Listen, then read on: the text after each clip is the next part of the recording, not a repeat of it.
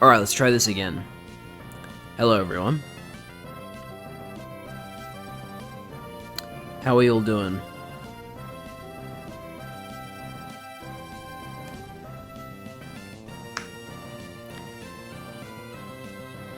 Can't wait to see Pokemon. I hope a shiny Pokemon shows up. I hope so too. That'd be pretty cool.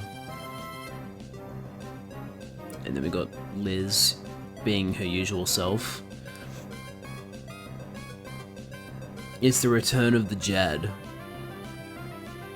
Man, it's actually surprising how close that is to Return of the Jedi in terms of letters. Alright, without further ado, let's jump in. And look, there's the chat messages. They showed up.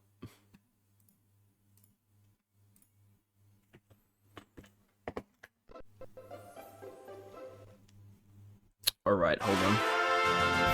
There we go.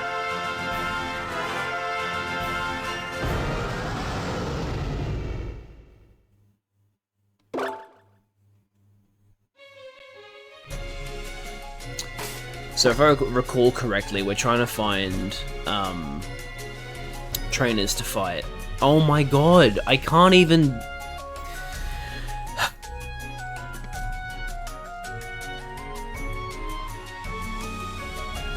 Okay, for some reason that connection... Okay, that was really weird. So, we're actually fine? That was really weird. It disconnected and then immediately reconnected. That is very unusual. Anyway, we're trying to get our Pokemon to level 55 before we fight the Elite Four. And we're trying to clear up all the trainers we hadn't fought yet. Actually, no, I think we were doing rematches now. So... let's continue, shall we?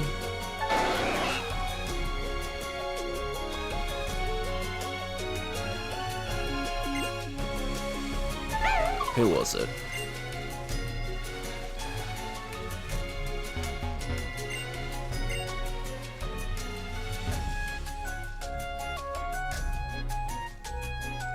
Is it the Ace Trainer? Nope. Oops, I didn't mean to encounter you. That was a mistake. Oh my god. The character models loading in for the first time.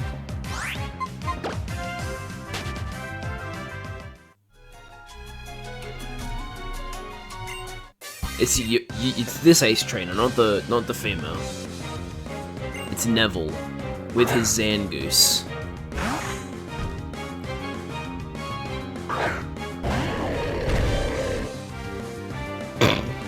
The camera zooms in so much that you can't actually see Walreine's eyes. I'm sure you are, Liz. Really? Detect twice in a row? Come on. And then you're gonna embargo me. Do you even have any attacking moves? Nice neck there. Hey Wreath, welcome.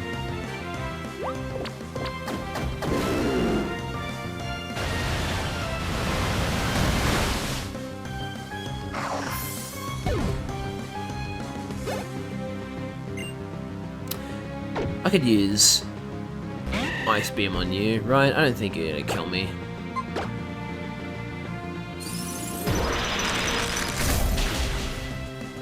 Yeah. Cool.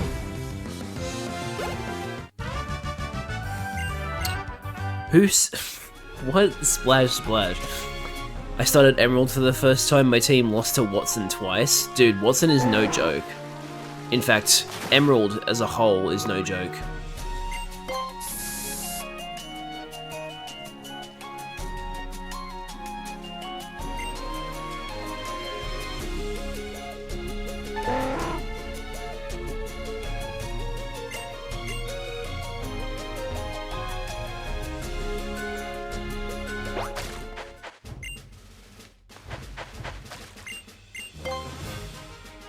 I love when the trainer is so obviously talking about the person they're standing next to, but they look at you when they say it, so it's like, "Hi, Paul." I'm like, I'm not Paul.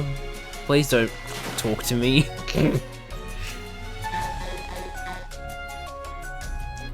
I'm looking for Geodude. Yeah, fair. That's a good way to counter Watson, especially in Gen 3 when Levitate doesn't exist. Because then you can hit Magneton with a ground move.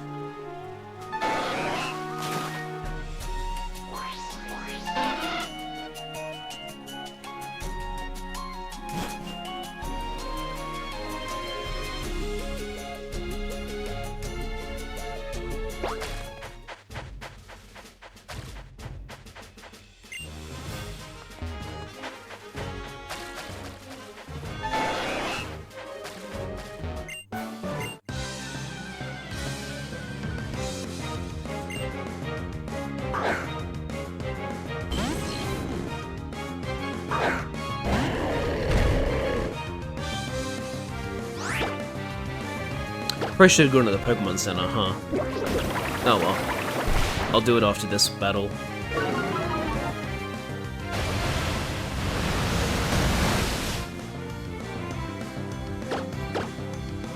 Combuskin, Curlier, Electrike, Aeron, Lombre, and Talo.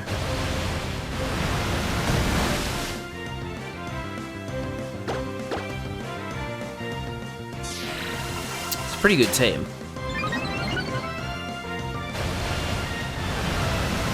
Very well rounded, I would say.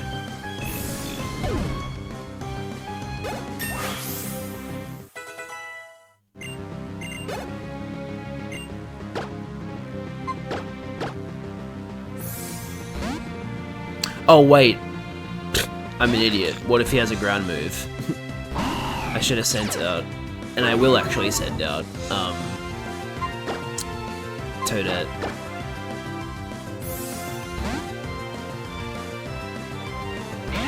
I'm replacing Aeron for Flygon later. That is if you actually get... Oh, I suppose if you get Geodude now, then you don't have to worry about accidentally getting Geodude on the route where Trapinch is. Unless you're not even playing a Nuzlocke. I might be completely misinterpreting it. You might just be playing for fun. In which case, nice.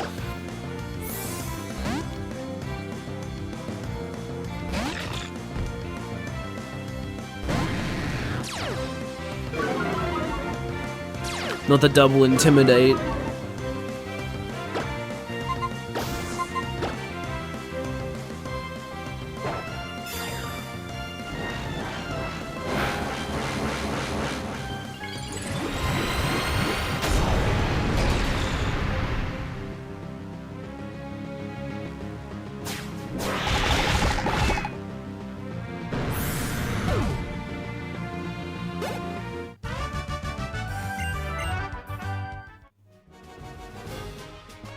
No, we just got disconnected again. Excellent. I love my internet.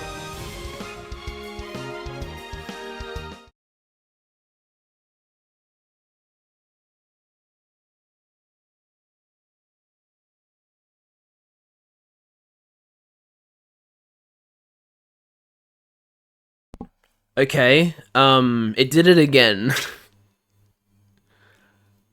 That's really strange.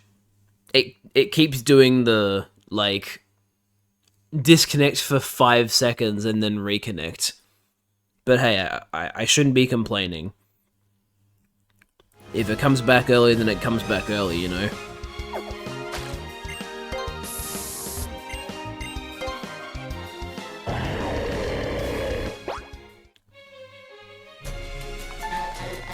I need to do what I said I was going to do and go to the Pokemon Center.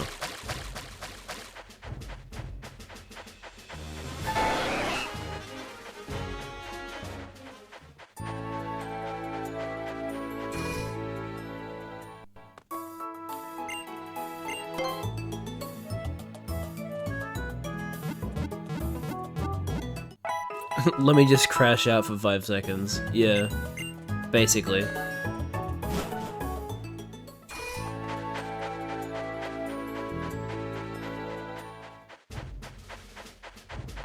It's like, oh, you don't want me disconnecting you? Oh, how about a compromise? I'll disconnect for 5 seconds and then bring you back. I'm like, yeah, sure, I guess.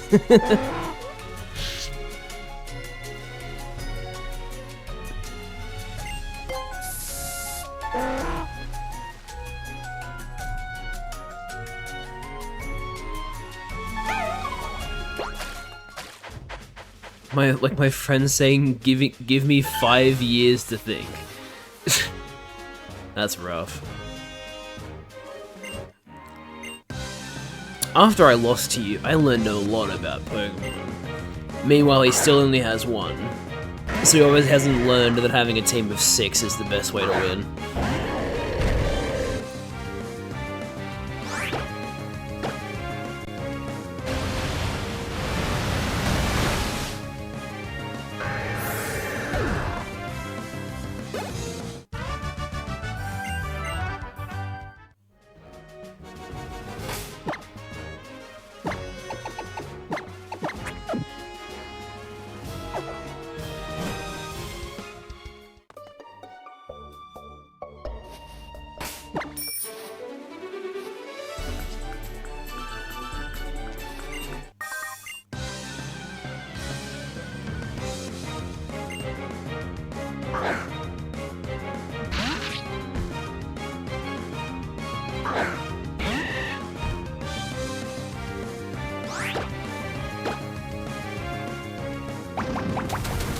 The best way to win is with 6 Pokemon, like me, with my chubby walrus and chicken thing that doesn't actually look much like a chicken.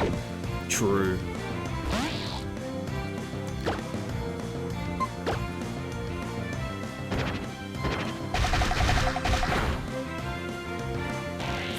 Yeah, I've seen a lot of people, I saw a meme showing the, like, art of Brout, and then like, oh, this is gonna be Brout's evolutionary chain, and it's Brout followed by Combusken and Blaziken, but with Brout's color scheme, because because Brout's art makes it look like it would be the pre-evolution to a green Combusken.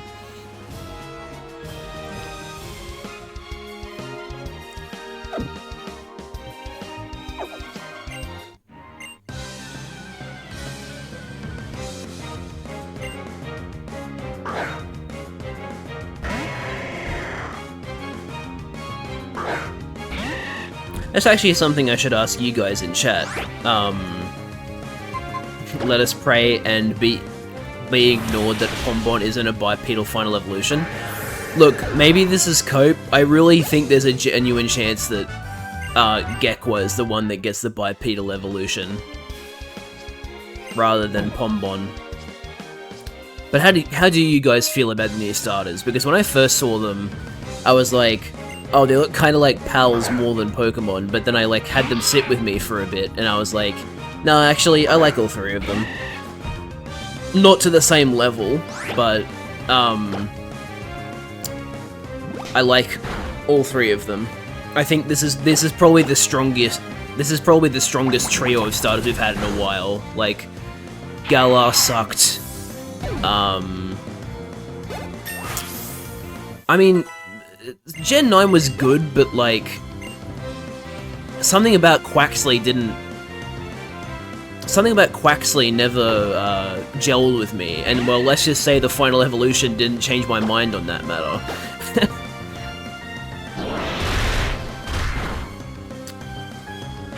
I love the Sobble, but Gekwa is meh? Really? The general consensus on the internet is the exact opposite, actually. People were like, Sobble disappointed me so much, but Gekwa looks so much better. And I mean, I'm personally tossing up between Pombon and Gekwa. I'm probably going to pick Pombon just because I have this nagging feeling that Gekwa is going to be bipedal.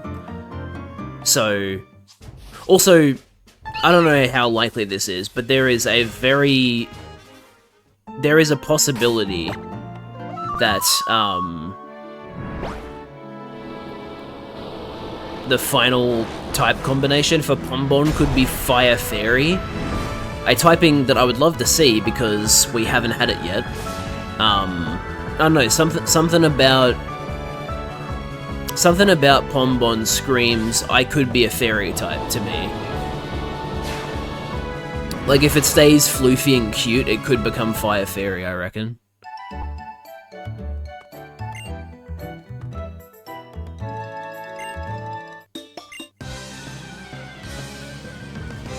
My favorite is Green Bird. He look angry. Yeah, he's an angry bird.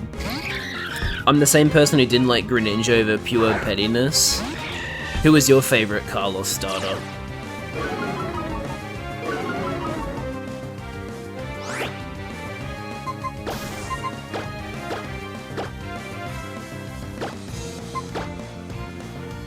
Delphox? Fair.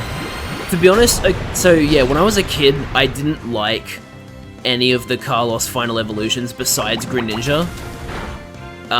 But as time has gone on, I've realized that actually I like all three of the Gen 6 final evolutions. They're cool in their own ways.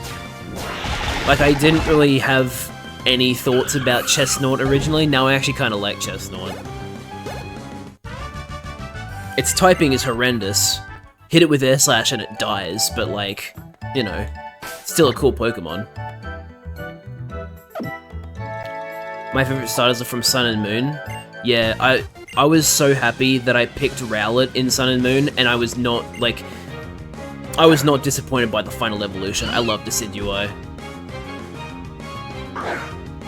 Also, the fact that, like, having a grass flying type is really cool, especially because you don't see ice types until the end game, so you never had to worry about the 4 times weakness. And then by the time you even get to the late game where there are ice types, you've already turned into a grass ghost type, so it's like, it's not really that big of a problem anymore.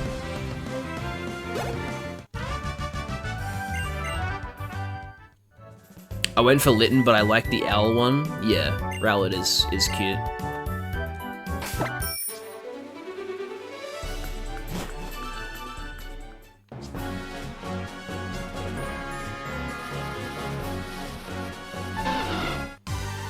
Maybe I'm being too kind here, but I see the people complaining about the fact that we've had like 2 animal double-ups with the new starters.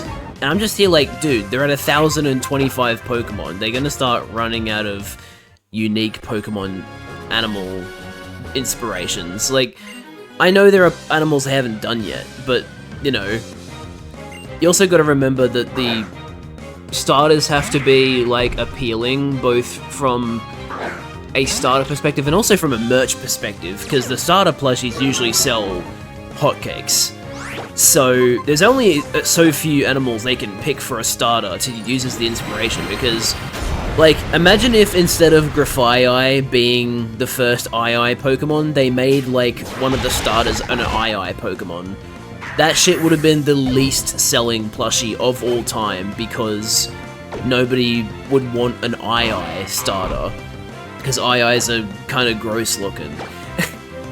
So, I don't know, man, I sympathize with them a bit, because that must be hard.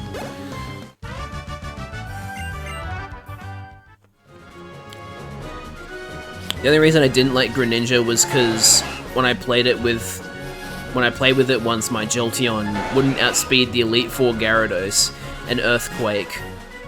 Something it could do when I picked Delphox. I see.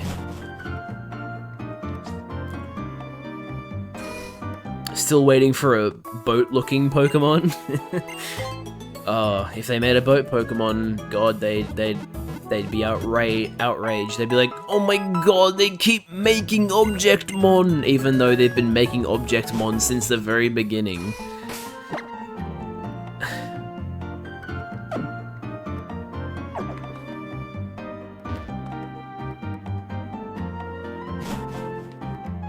Sea Cucumber starter?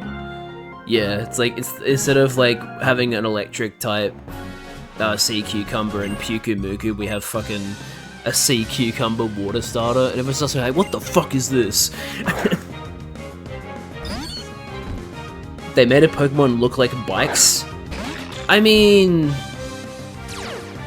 yeah, but I mean, I don't know. I feel like Koraidon and Miraidon are like enough. I think they look enough like Pokemon to excuse it. Voltorb and Magneton have entered the chat. See, people, this is the thing, they give those Pokemon passes because they're original. Because they're like the beginning Pokemon, but they like, you know, their complaints don't really make sense.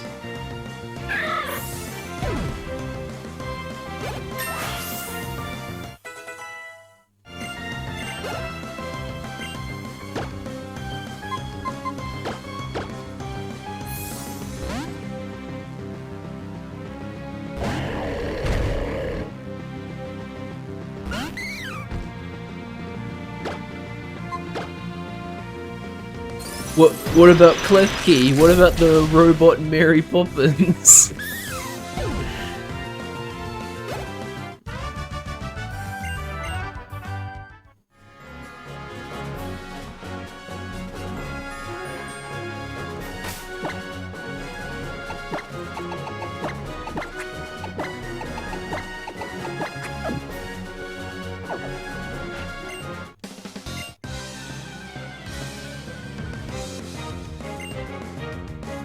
Speaking of Magneton, here it is.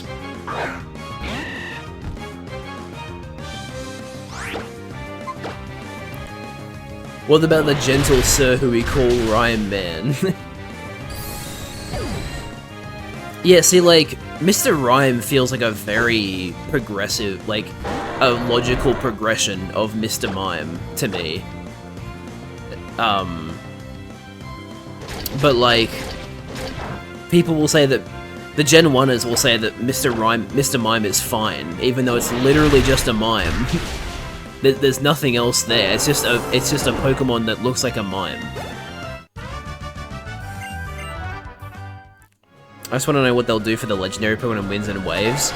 See, this is an interesting thing, I've seen so many people speculate about that suspicious cloud in the sky in that one sweeping shot, and be like, oh, they're covering the legendary, and I'm like, it looks more like a Gyarados to me, so isn't it more likely that they're hiding like a...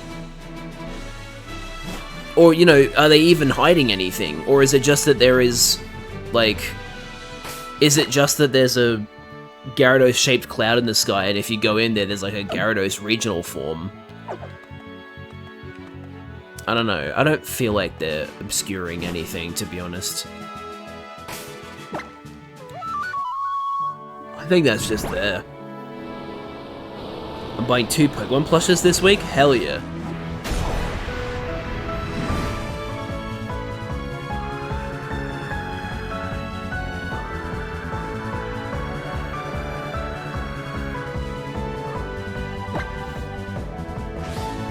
Could be a legendary that can form into clouds. Possibly. It'd be really funny if, like, they intentionally picked Pokemon base design, like, animal inspiration for the Pokemon that are, like, the opposites. So, they did, like, a water animal for the wind legendary, and an animal that usually is in the air for the water one. Which means that they could copy Zelda and do a wind fish.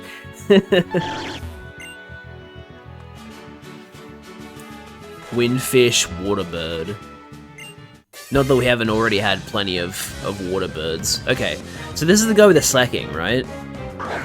Isn't his second Pokemon slacking?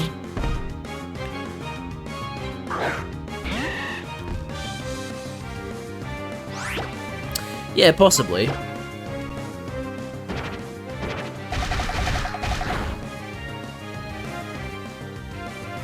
I didn't even pay any attention to the clouds in Winds and Waves. I was more hyped for those 2 Pikachu. Dude, I don't know how to feel about those Pikachus yet. The fact that they're actually in the game.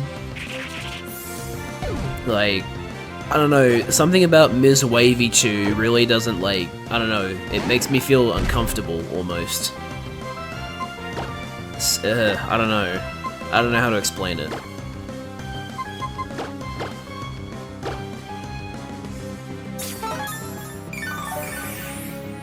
They have names that make me laugh. Oh, of course, the one time you don't use counter, you use swagger instead. What a fucking troll, am I right? Alright, let's see if we can... Let's see if we can hit it during the confusion.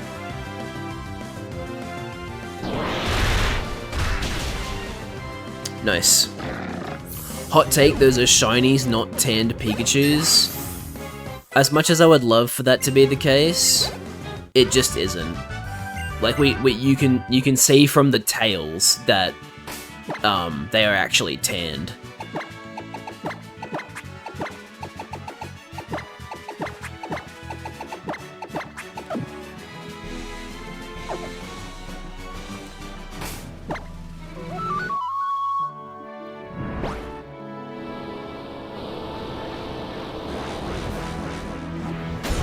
I hope Windichu and Wavychu have a good story. Look, I can't shake the feeling that they're going to be, like the professors or something, like the replacements for the professors, and like there's some way that you can communicate with them. Are Windichu and Wavychu divorced? This is a question for when the game comes out. Imagine they're your rivals. Please, no. Anything but that. I would like human rivals, please.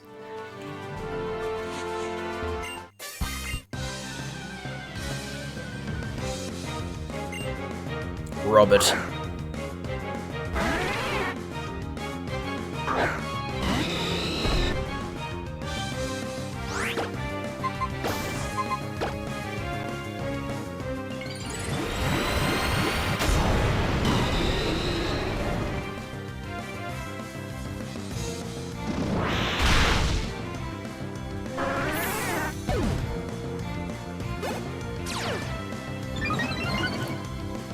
What if they're Ash's Pikachu's mum and dad? So many people have like watched that trailer with like the Pikachu being excited and then it transitioning to Mr. Windichu and Ms. Wavychu, and they're like, oh, Pikachu's parents? Yo, it's his mum and dad. That's crazy.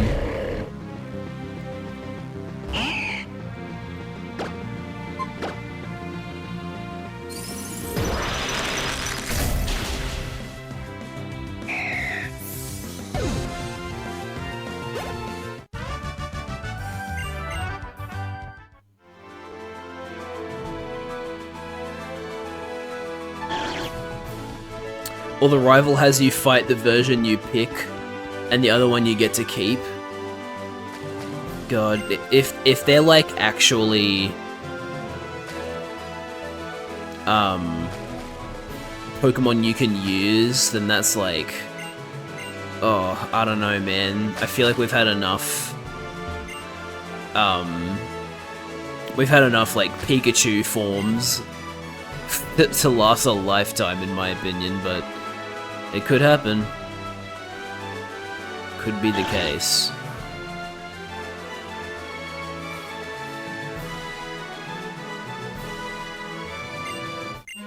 Wanna battle again? Yes. We should remove custom clothes from people and add custom clothes to Pikachu. Something I've noticed is that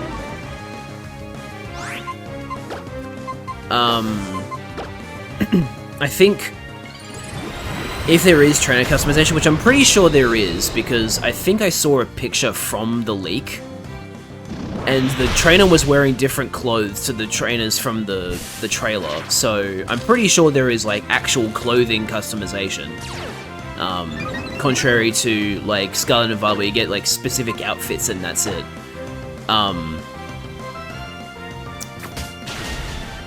But I think the wetsuit that they wear underneath their clothes is probably going to stay on the whole time, because that wetsuit is probably alluding to the fact that you can go underwater, right? You probably take your normal clothes off and wear the wetsuit, and then you go underwater, right? That's my thinking, at least. That's why I think the wetsuit would be under the clothes the entire time.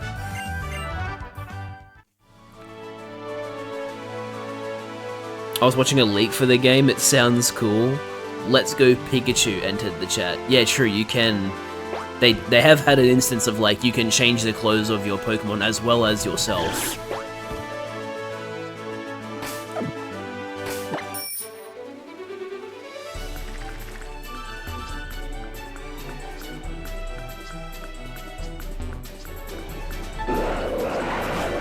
Tropius. Hey, Tropius is in Winds and Waves. What if we get a Tropius evolution? Or like something to do with Tropius? The perfect region to do it would be a region that is extremely tropical. They could do it. I know they didn't do it in Sun and Moon, but what if?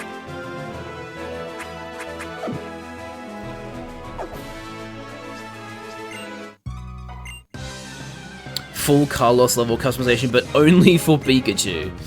I've had my Pikachu save since 2020 and haven't changed my Pikachu's clothes from the nerd ones.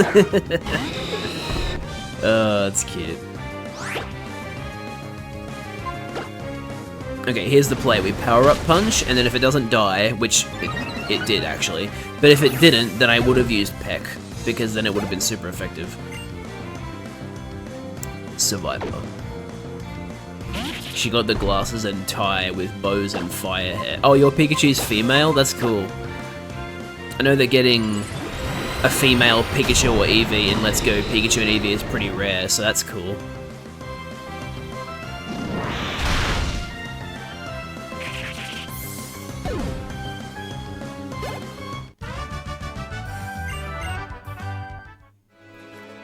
Chat loves Pikachu. What's your favorite Pikachu? Mine's the ghost one from Pokopia. Dude, I'm so like I'm really dreading the financial results of Pokopia, because if Pokopia sells hotcakes, which I'm assuming it will, I'm worried that like every mainline Pokemon game from here on out is going to be a game keycard, including Winds and Waves. I'm really, really worried about that.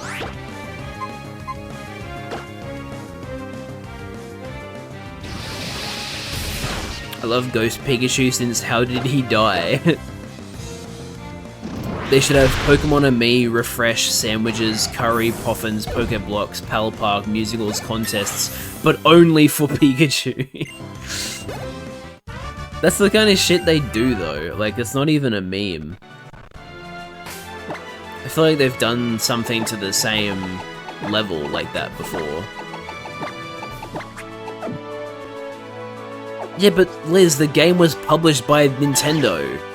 So the ultimate decision would have been Nintendo. Nintendo, the publishing company, determines whether it's a game keycard or not. Because nothing in that game is going to be like, oh, we need to use a game keycard for this. They don't need faster read speeds or like... The game isn't going to be over 64 gigabytes. They just decided to use a game card because they decided they wanted to. So I feel like... Alternatively, it could be that the Pokemon Company in Japan made that decision, and then Nintendo was like, we'll just do what the Pokemon Company does in Japan, which is a game keycard. So it's probably the Pokemon Company that made the decision. All it means is that Nintendo handled some of the distribution. Yeah, which probably means they decided whether it was a game keycard or not. Look, I don't trust them enough for them to be like, oh, it was not our choice to make it a game keycard.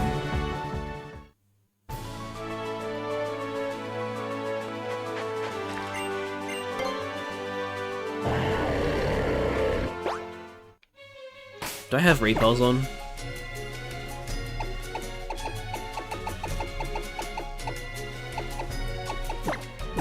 I did not. Good to know. It was probably Koei Tecmo balking at the price of game cards. Yeah, but they're literally working with the Pokemon Company. I think money is the least of their concerns. all of the first-party Pokemon games have been on the cartridge. Yes, and then suddenly Pokemon Pokopia was on a game keycard and everything changed when the Fire Nation attacked. If Nintendo can get more money from us, they'll do it.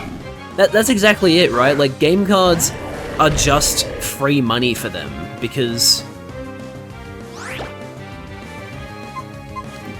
they... Like this, as a reminder, in the US, they're still charging $70 for Pokemon Pokopia. Remember that.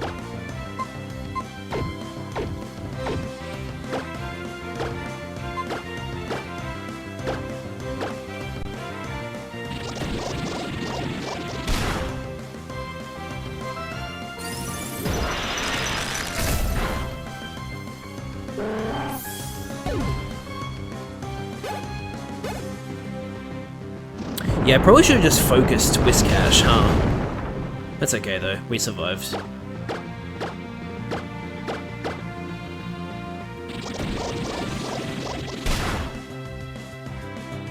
It's basically dependent on what is best for user experience. Mainline games probably won't ever be on game keycard because they don't want someone to go home and not be able to play the game. Yeah, but then why doesn't anybody else think of that when they make a game keycard? That's my like complaint. All these people who make game keycards for their games don't even consider the idea that a kid might buy a game, go home and realize they can't play it because they don't have good enough internet. Because, oh no, everybody surely has better internet these days. No. Not everybody is lucky enough to have good internet. That's why making everything digital is fucking bullshit. Besides the obvious, like, you know, not owning your games anymore.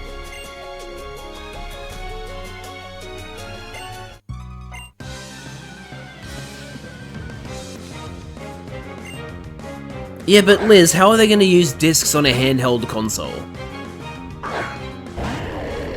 That's like, the Switch would have to be infinitely bigger to use discs. They use cartridges out of necessity, because when they are given the opportunity to use discs, they do use discs. They use on the Wii and Wii U, they use discs. They used a different type of disc on the GameCube. Like when I think the only time they like could have used disc and chose not to was the 64. Unless discs weren't like a thing when the 64 came out, I don't remember. I wasn't around then.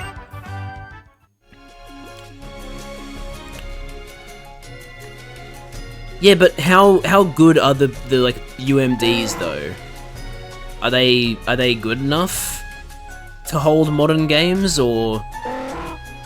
Because has anybody even used UMDs since the PSP? They chose not to on the 64 for load times and memory. Okay. So they did actually have a valid reason to not do it for the 64.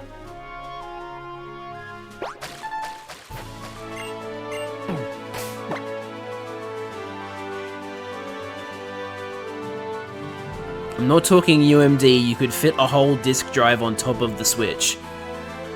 Yeah, but like, that takes, that disc when it goes into the system is going to take up so much space. You have to like shift everything down, you have to make the system thicker.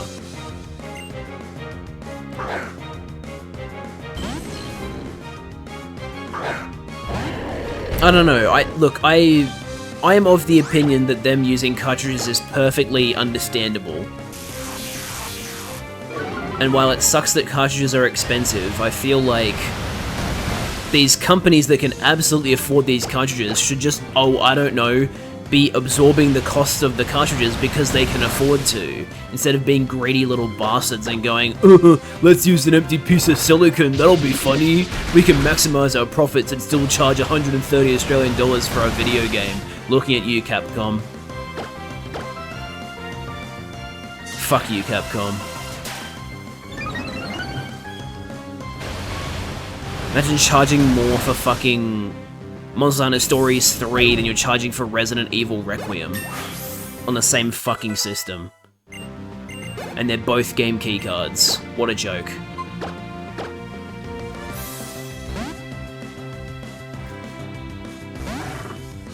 Also, if it were to be a UMD, if you researched and made a Blu-ray 4K UMD, you could likely fit a lot more space than a cartridge on it. Yeah, I suppose so, but... Secretly in the shadows, PlayStation has actually patented that as well. Oh shit, I forgot to snooze the ad break, I'm sorry chat. An ad break is about to begin. I meant to snooze it for another 5 minutes, but I missed the window, I'm sorry.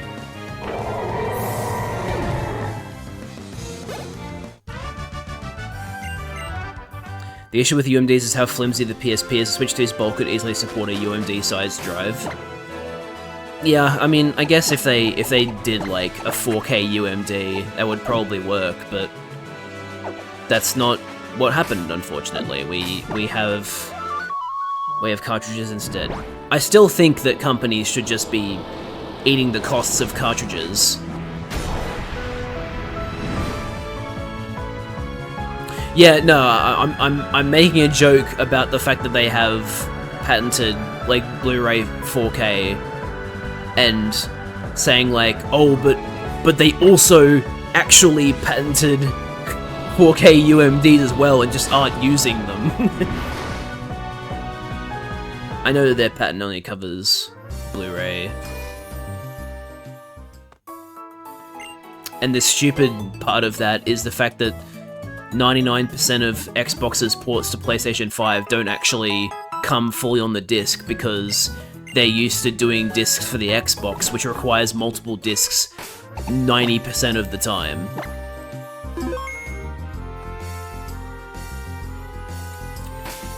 They're essentially really fancy SD cards now. The issue is just that cartridges are weird in how they're designed. Yeah, true. And we've just been disconnected during the ad break. What the fuck is this? Are we gonna come back, or is this for real this time? I think it's for real this time. How the fuck did I ad-lib that so well? Okay, I'll be back.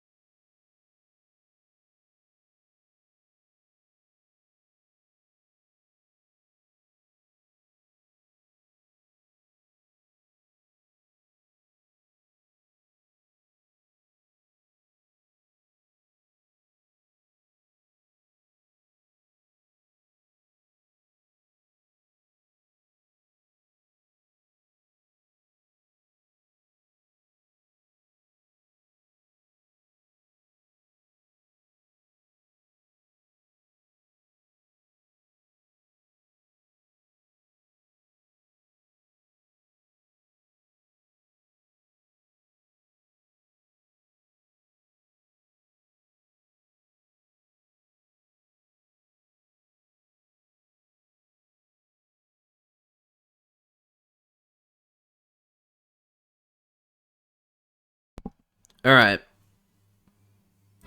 We're back.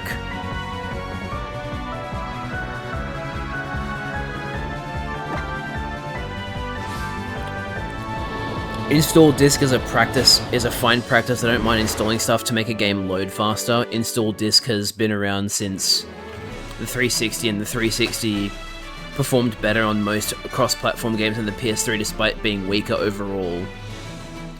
Granted, Xbox is going to die in a week. Yeah, man.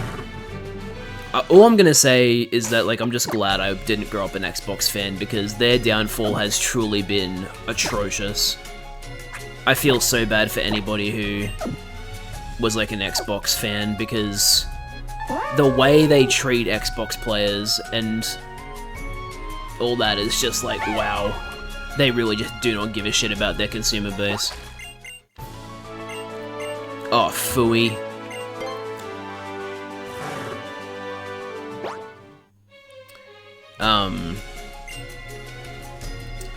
Yeah, look, in relation to, the cartridges thing again, I feel like any arguments you can make about using them over normal ones goes out the window when you realize that indie games are using them. Hades 2 is on a game card. Yooka-Ri Playly is on a game card. Like, all these companies that you would expect to use a game keycard because of how expensive game cards are using game cards. So, frankly, I just don't think there's a valid excuse for companies to use game keycards. Also, Naoki Hamaguchi of Final Fantasy VII Remake, he keeps trying to claim that, like, oh, we have to use game keycards because of the loading speeds. The loading speeds on the game card aren't good enough. Meanwhile, the loading speeds are perfectly reasonable on Cyberpunk 2077, a game that came out the same year and is of about the same graphical quality, and yet they fit it on a game card and the loading speeds are perfectly fine. So, it sounds like a skill issue for Square Enix there, in my opinion. If CD Projekt Red can do it, you absolutely can. You just couldn't be fucking bothered because you want to squeeze money out of people by not bothering to compress the game at all and selling it on a game keycard.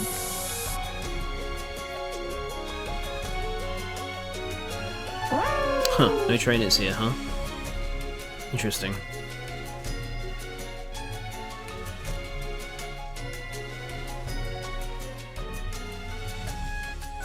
Really? Okay, well...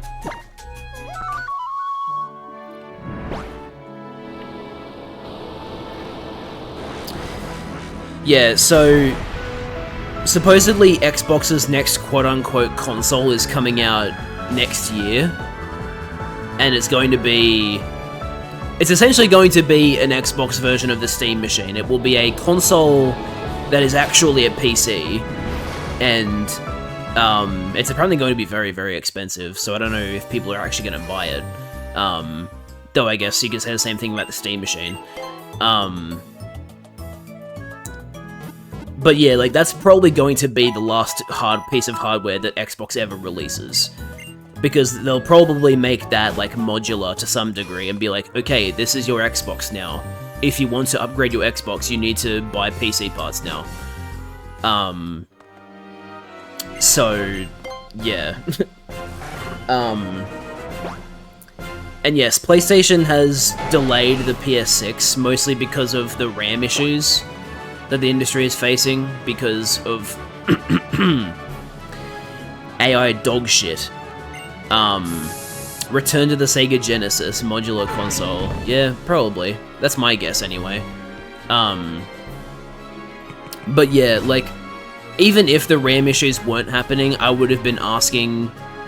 If I was still using PlayStation, I would be asking PlayStation to delay the PS6, because... in case you guys didn't know, the PS5 didn't have more monthly users than the PS4 until, like, early last year. Like, it took a long, long time for PS5 monthly users to beat monthly PS4 users. So the adoption was extremely slow. Plus, you know, they have the PS5 Pro, and moving on from the PS5 Pro that quickly would be an insult to all the people who actually spent all that money on it. So, making the PS5 Pro relevant for longer is a good idea, because, you know, those people shouldn't be punished for spending so much on a console and then having it be superseded in 3 years' time. And, like, I don't know. I just think the fact that the PS6 has been delayed is actually a good thing.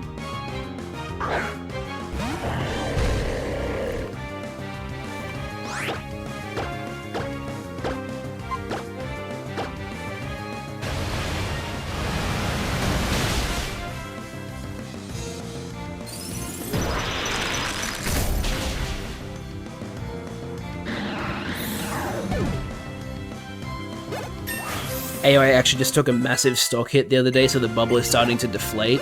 I mean, the bubble has been showing signs of deflating for a while, it just hasn't happened yet. And I wish it would happen already. It's getting really annoying.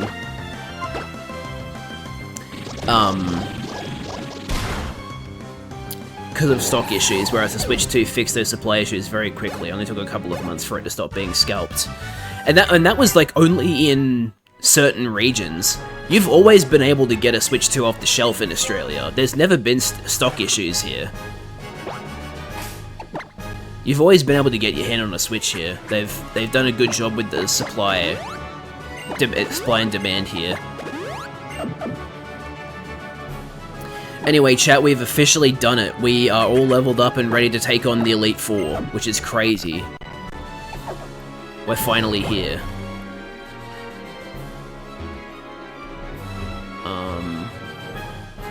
I don't remember how to get up there. Is it this way? It is this way. Please, any Pokemon or Digimon, can you destroy AI for me?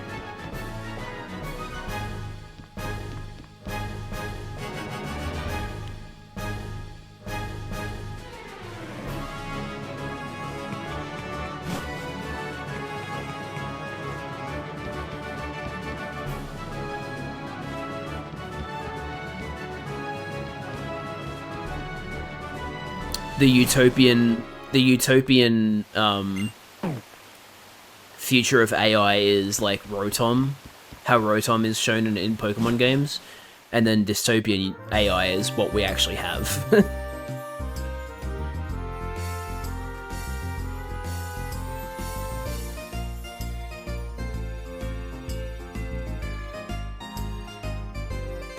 Yeah, true, the Switch did come out today, didn't it? 9 fucking years, my god. How insane that, like, that, you know, when the Switch came out, it was already outdated hardware, but look how well it sold. Truly the power of just making good games. Okay, I should probably stock up on healing items. So we'll buy, like, more super potions for general, like, small heals. Got the 50 hyper potions. I'll buy like 5 more max potions. 5 more full restores. And then I should sell that revive.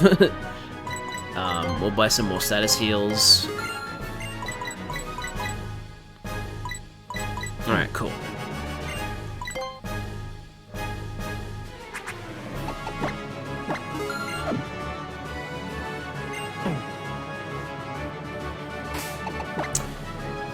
No such thing as outdated, better hardware is the reason the stuff is less optimized now. There's little functional difference in games like COD that manage to quadruple in size every year. Yeah, I mean, you're not wrong. You've got like,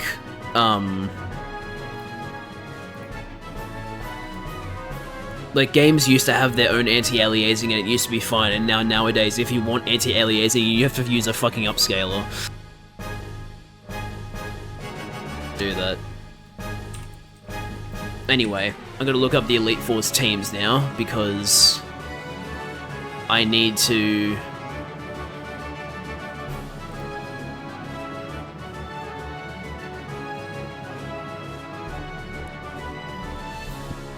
I need to do well here. Where's Oras?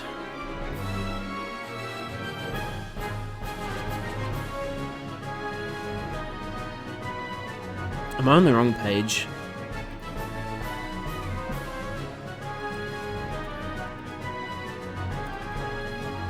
Maybe I should search up Pokemon League. Oras. No, it still brings up that one.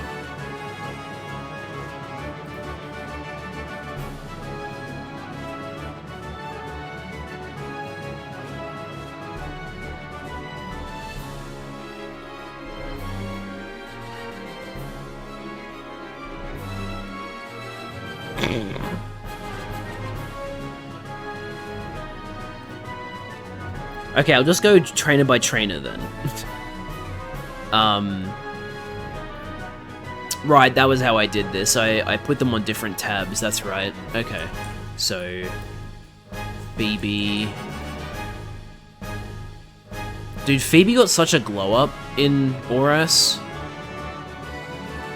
I'm gonna be honest with you, chat. I had a crush on Omega Ruby Alpha Sapphire Phoebe as a kid.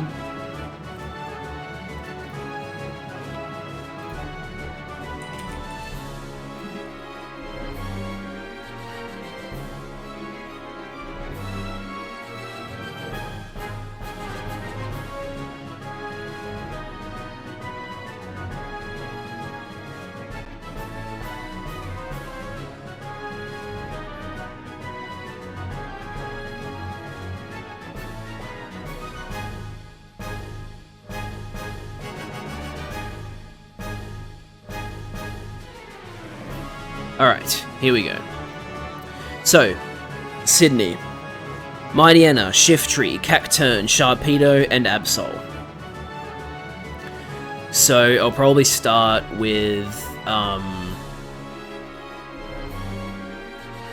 start with...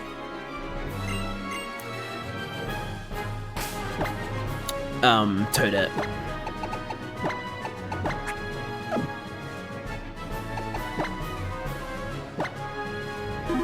Nintendo constantly gets better at development because they aren't on the best hardware ever. Odyssey uses less polygons for tons of its shared elements than Galaxy does, which is why I like Nintendo more than Xbox and PlayStation. Nintendo has games, they don't really have games.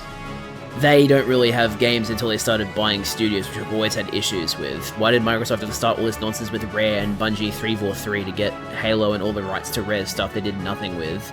Exactly. Alright. I think there's going to be some casualties, but we're ready to fight the Elite Four. Why is this room full of sand? He's not a ground type user. Strange.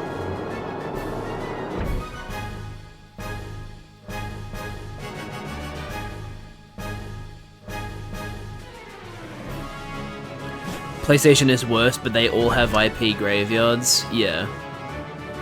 PlayStation abandons their own IPs.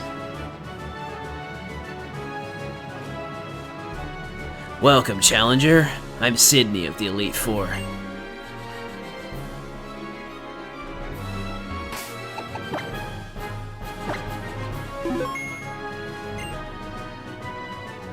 Sandman. I like that look you're giving me. I guess you'll give me a good match. That's good. Looking real good. Alright, let's get down to the kind of battle that can happen only here in the Pokemon League.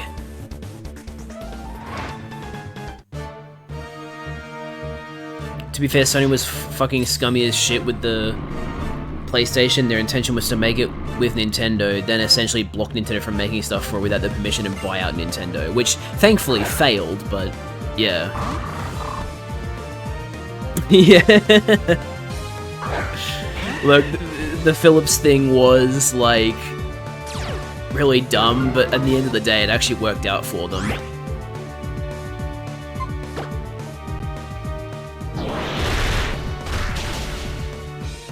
Alright, Mightyena taken care of. Yeah, buyouts fucking suck. I think we can all agree on that. Wow, he's leading with Absol already. Well, not leading, but like he's gonna use Absol already. What does Absol have? Aha! That's why he's sending out Absol. Absol has Aerial Ace, which is 4 times super effective. So, Flying, Dark, and Psychic. Which of my Pokemon can deal with all 3 of those types? Flying, Dark, Psychic.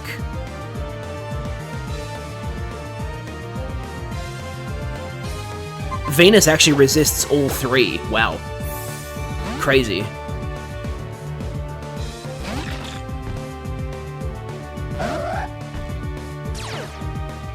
The Intimidate on Absol also crazy good.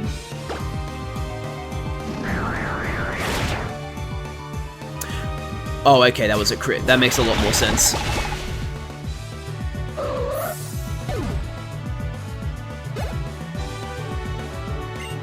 Shift Tree. What does Shift Tree have?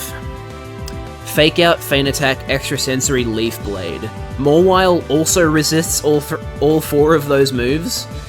However, Mawile is also a bit fragile, so... Normal, Dark, Psychic, Grass. Normal, Dark, Psychic, Grass.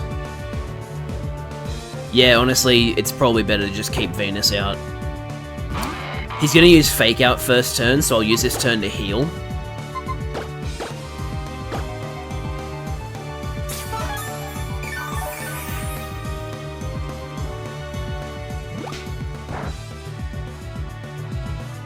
Should I just Mega Evolve?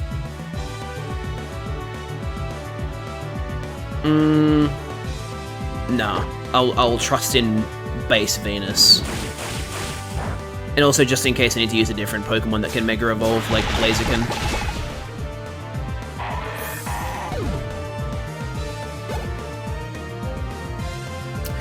Sharpedo.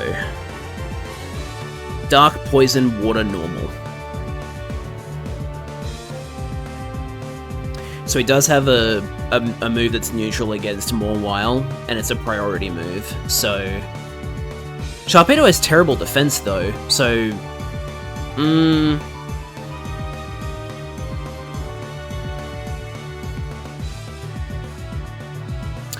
Yeah, because I would send out Toadette, but Poison Fang is super effective, so...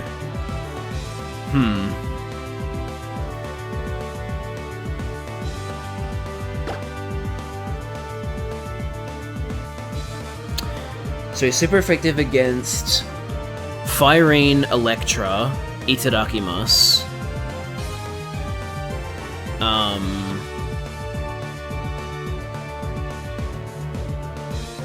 Wait.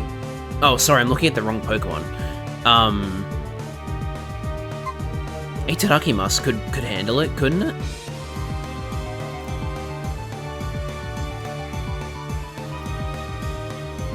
I think so. Let's send it Itadakimasu.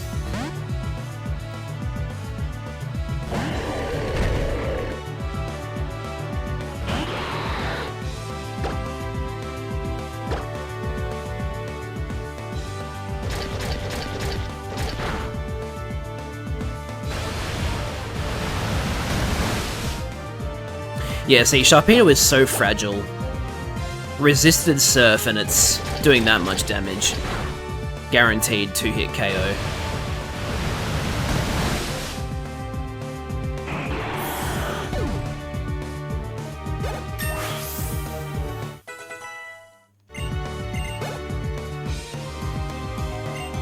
Cacturn. What does Cacturn have? Leech Seed, Payback, Needle Arm, Spiky Shield. Now we're getting interesting. Now it's getting interesting, I should say. So it's only 2 attacking moves are Payback and Needle Arm. In which case, Blaziken is actually a perfect Pokemon to use.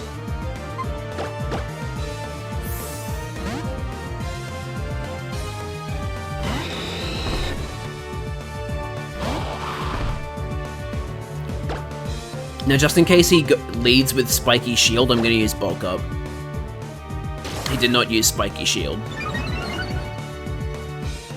Went for Needle Arm instead. That's strange. Now he uses spiky shield, bruh. Oh well, didn't do too much damage.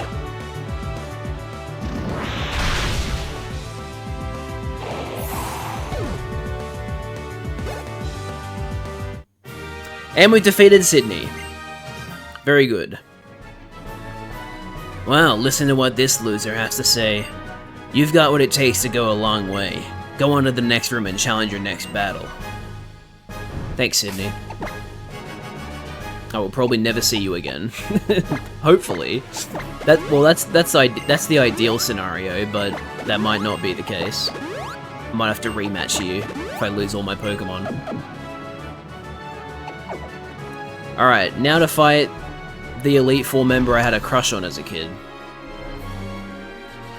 Get outie here, bot. Don't want you here.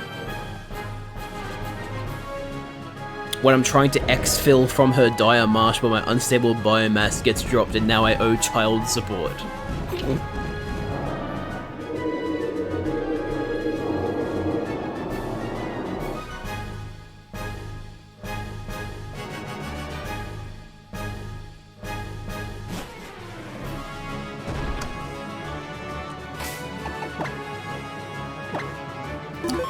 Alright, how do I tackle this? Phoebe. Dusclops, Bayonet, Sableye, another Bayonet, and Dusknoir. So, leads with Dusclops, who has Shadow Punch, Confuse Ray, Curse, and Future Sight. It's a very status-heavy moveset. Or like, not attacking that turn, I suppose, is more accurate because of Future Sight.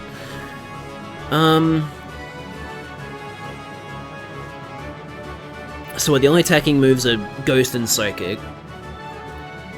So...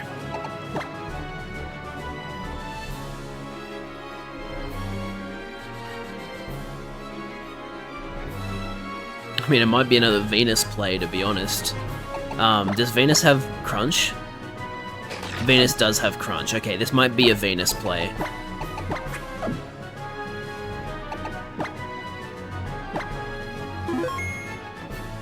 Alright.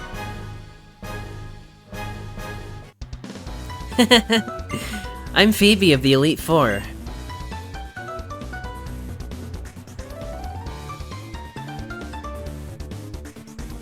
I did my training on Mount Pyre. While I trained there, I gained the ability to commune with Ghost-type Pokemon.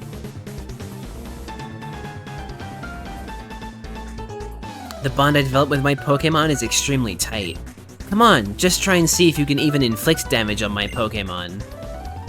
I mean, I'll be able to deal damage, but we'll see if I can defeat you.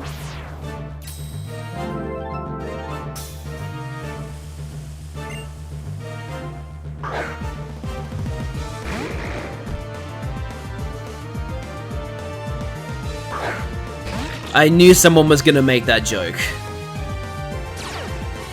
I didn't want to say it, but someone else did already. Alright, I'm probably gonna Mega Evolve here, not gonna lie.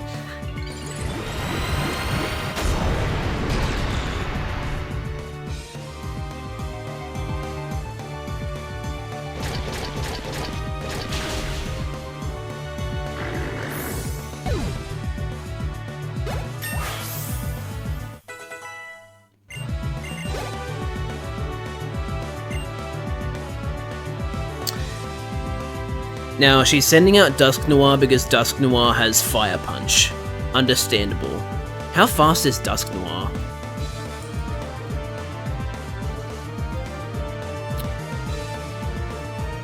Dusknoir is... oh, it's slow as shit. It's very bulky, but it's slow as shit. Interesting. And its physical attack is better than its special attack, so Fire Punch will do pretty decent damage. Should I do a damage calculation here? That would probably be smart.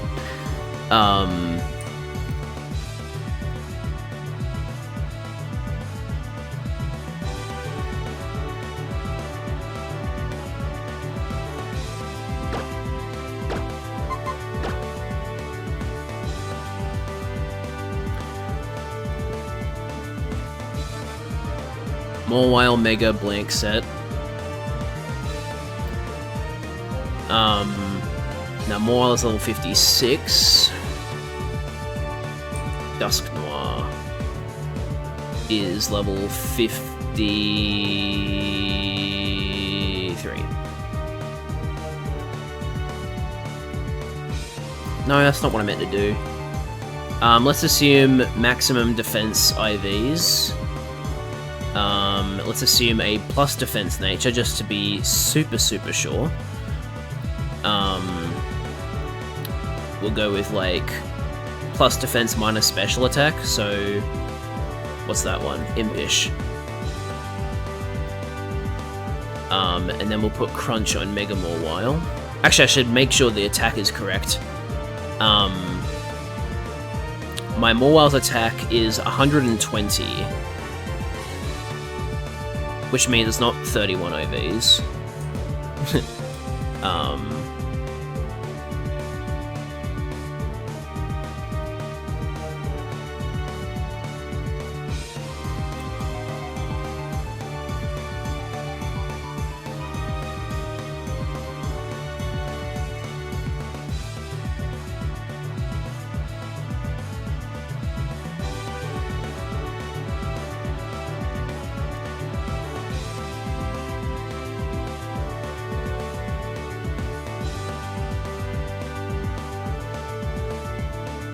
Alright, we have the correct attack value now. Crunch. And then we should give Dusk Noir Fire Punch.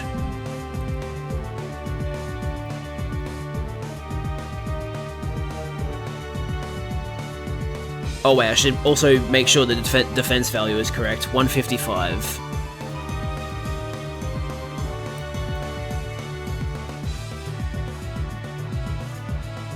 Okay, so the attack and defense values for Mawile are now correct. So Crunch is a guaranteed 2-hit KO. In fact, she might even heal on one of those turns.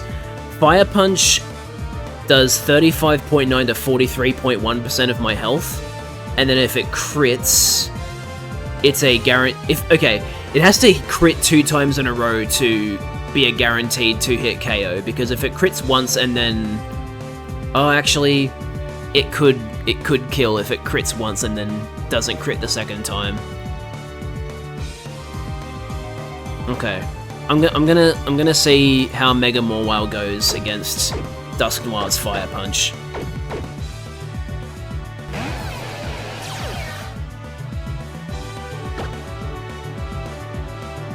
I could also stockpile. That could be a play.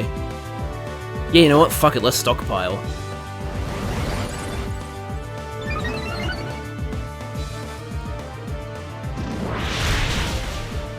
Nice. That's really good.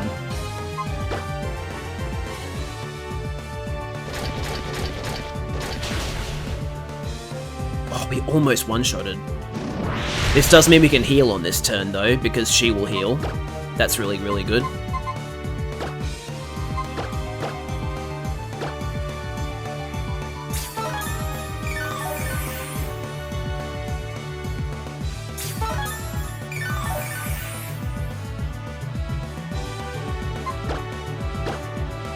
Can we get a high roll, possibly? Or, like, a crit? Oh, we got a higher roll, but it didn't kill. Are you going to... Yep, you do heal. That's okay. I'll still use this Iron Head. This will not put you in healing range, and then... Oh, Iron Head can also crit. That's funny. Okay, now, I don't know which bayonet this is, because she has 2. If it's the male, then she's running a special attack move set. If it's the female, then she's running a dual attack set, which is strange. Not really sure what the deal is with that. Bayonet is definitely a physical attacker, so I don't know why she's running Oh, is it because she's taking from like the Ruby Sapphire moveset where Ghost was still physical? That's possible. Okay, so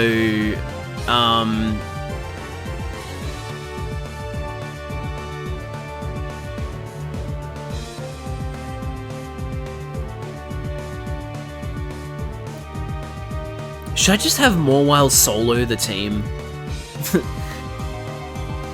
Cause like, yeah, probably, especially since she's Mega Evolved. That might be the best play here.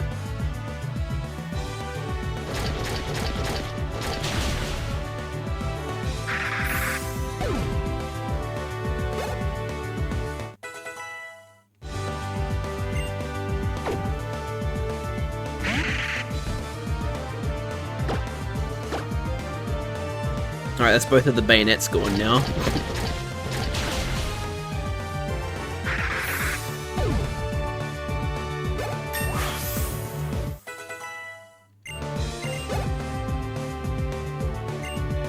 And then use Play Rough on Sableye.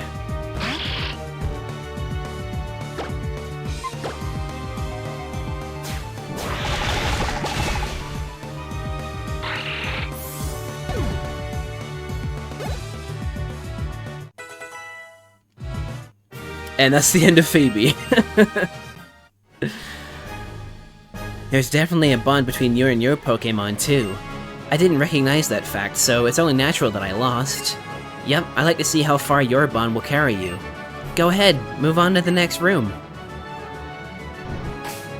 Thanks for soloing, Venus. We appreciate you very much. So, next up we've got Glacier. Now Glacier is mostly ice, but she does have a water type in Walrein. So she has 2 Glalie, 2 Frostlass, and Walrein. Quite the varied team.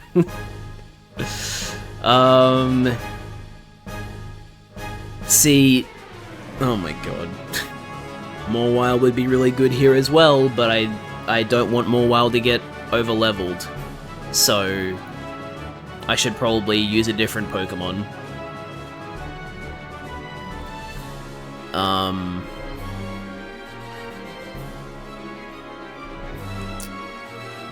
So the 2 Glalies have Ice Shards. They have a priority Ice move, which is not good for Toadette. And then, so Hail and Protect, Hail and Light Screen, Crunch and Freeze Dry. Right. Interesting.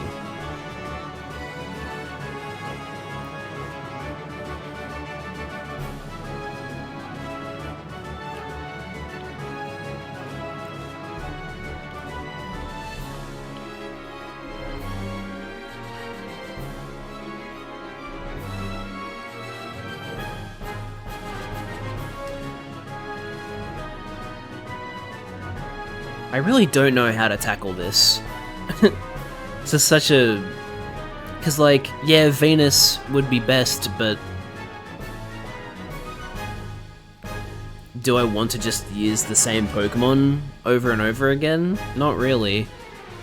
Especially because, like, Steven's highest level is 59, so I'd kind of be over-leveling.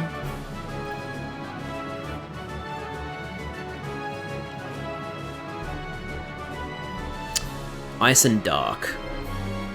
With Dark not being priority. Ice, Dark. I guess Firene can take on the first Glalie. In fact, Firene can take on both Glalies. So that's what we'll do.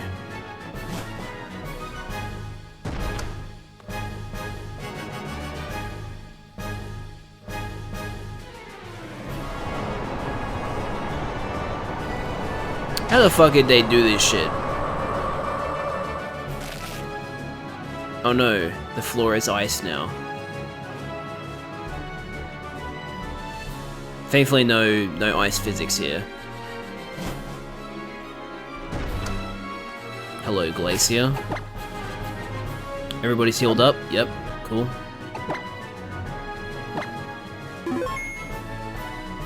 Gotta snooze this ad break real quick. Welcome. My name is Glacier of the Elite Four. I've traveled from afar to Hoenn so that I may hone my Ice-type moves. But all I have seen are challenges by weak trainers and their Pokémon. I wonder what you will show me. What a relief it would be if I could, for once, have a serious battle against an opponent.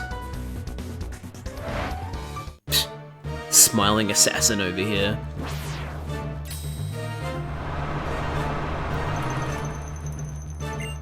It's funny, Glacier is the original Ice Mummy, but everybody talks about Melanie, not her.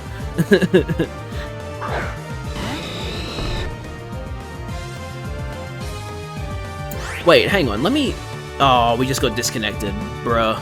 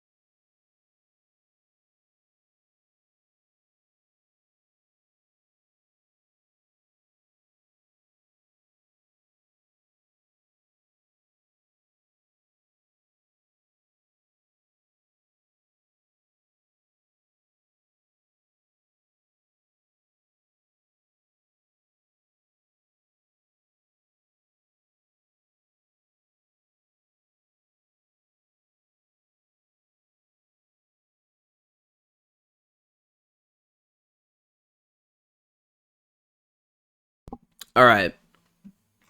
You guys probably missed the preamble of the fight, but we're fighting Glacier now. And I'm now wondering if I should just have Blaziken fight every Pokemon besides Walrein, because Froslass has 2 neutral moves against Blaziken, but... And then, well, okay, one Froslass has 2 neutral moves against Blaziken, the other has 1 neutral move against Blaziken. But, like, Mega Blaziken probably outspeeds both of them and kills them, so... I might just... Yeah. I'm just gonna Mega Evolve. Oh, I forgot to delay the ad break. Okay, tell you what. Oh, never mind, the ad break has stopped. That's funny. Okay, I guess it remembered.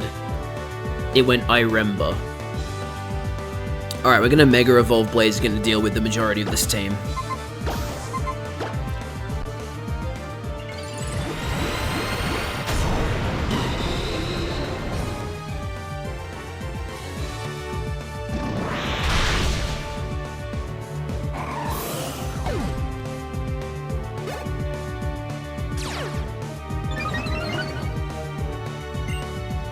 Okay, immediately sending out Walrein.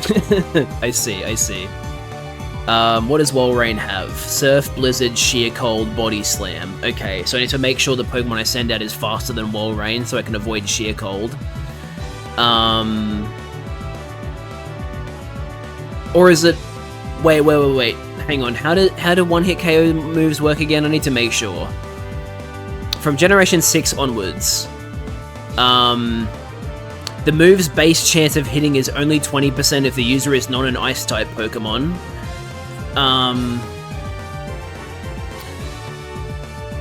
So...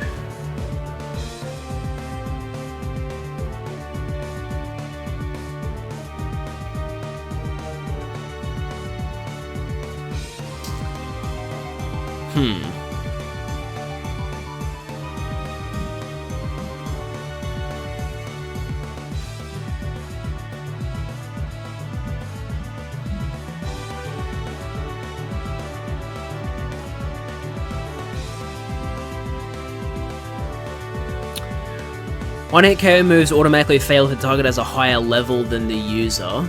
The accuracy starts at 30% and increases by 1% for each level the user is above the target.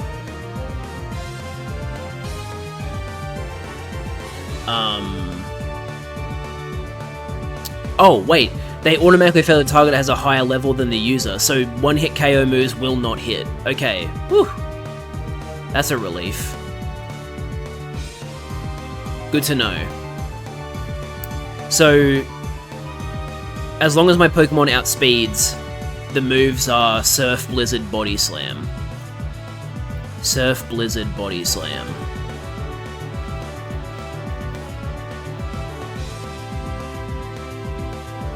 Electra might be the play then.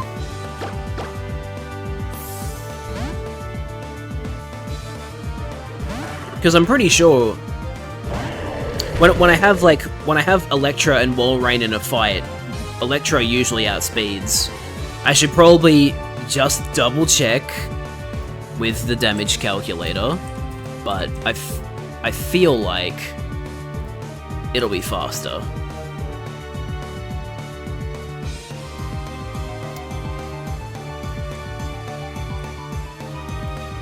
Please load, thank you. Okay.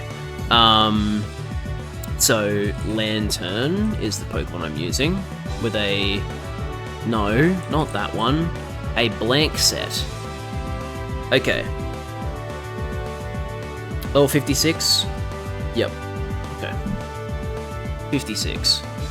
And then the opponent is Walrein.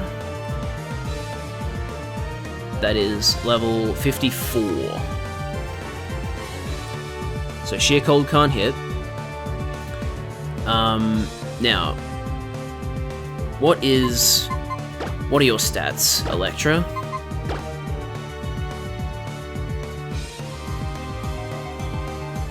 So you have 114 special defense.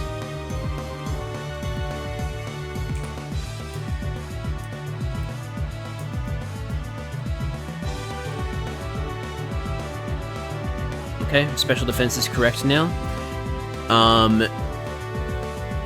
And then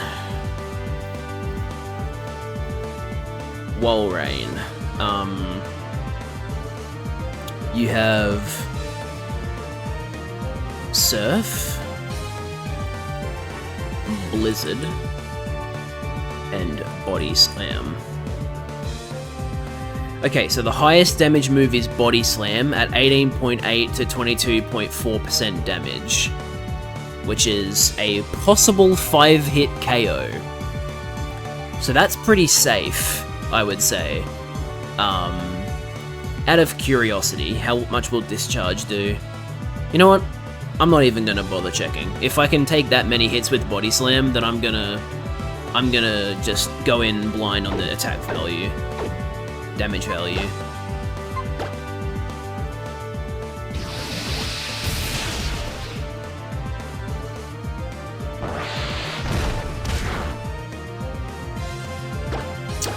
Easy.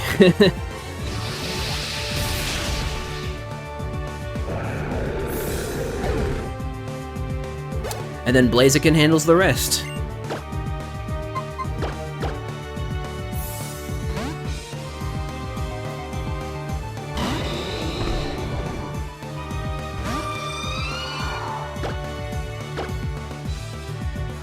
Oh, that miss sucks. Hail is annoying.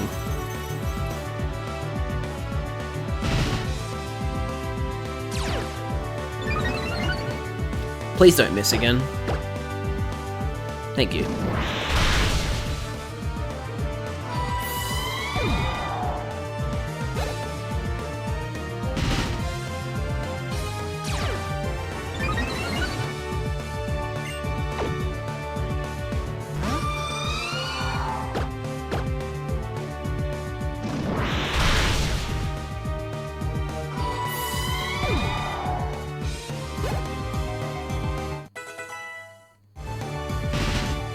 Sorry for not using you, Toadette. You just haven't been very good for these matchups.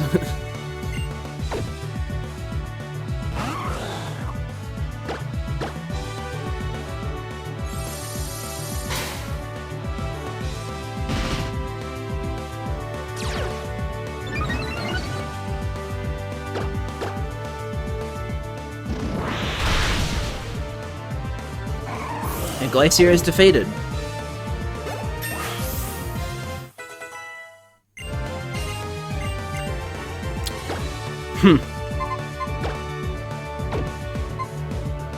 An interesting proposition. Do I get rid of Power Up Punch? Or do I keep it? I do already have Bulk Up, so I will get rid of Power Up Punch.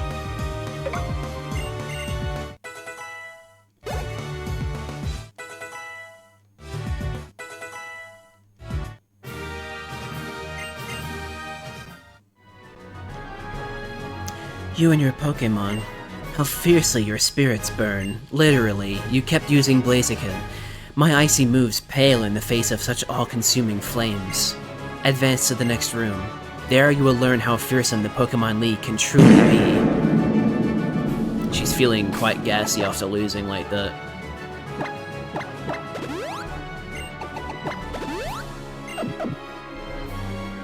Okay, so now we're up to Drake. Now, Drake has quite the varied team. He's got... Oh, actually, never mind. 2 dragon flying types, 2 ground dragon types, and a water dragon type. Okay, so he leads with Altaria. Altaria has Aerial Ace, Dragon Pulse, Moonblast, and Cotton Guard. So we'll be leading...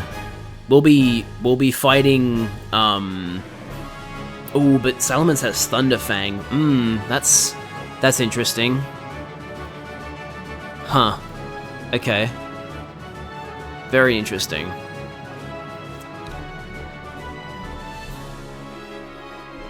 Okay.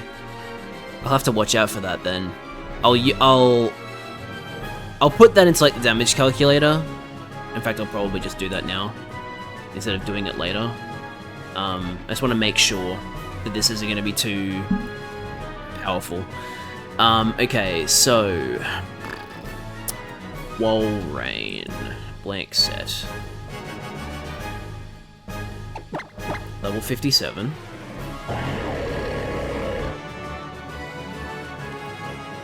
And the Salamence is level 55.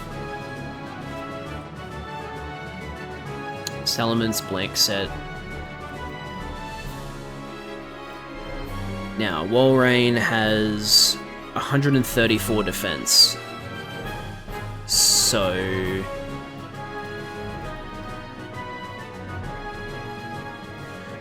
let's say that. Okay. Salamence has Thunderfang. Actually, hang on, before I put that in, I should assume that it's an attack increased nature. So, let's put in Adamant. and then Thunderfang. Whew! That's a relief. It is a guaranteed 3-hit KO, whereas Ice Beam on Walrein, if I get my special attack value correct, 129,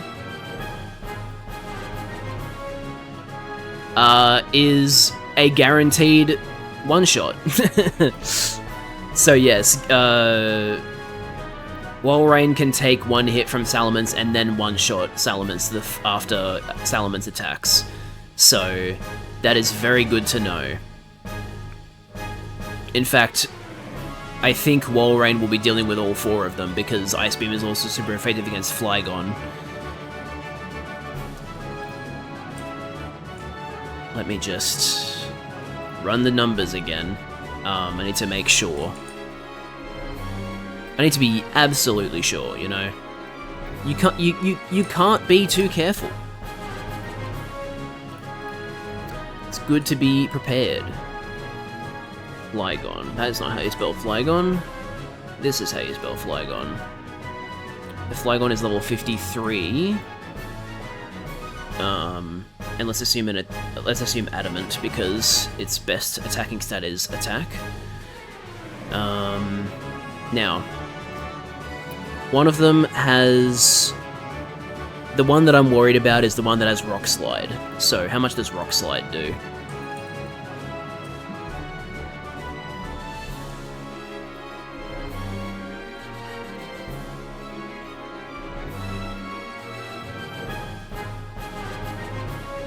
Rock Slide is a 15.3% chance to 3-hit KO. Okay, I should probably look at what the other moves are looking like then. So, Earthquake.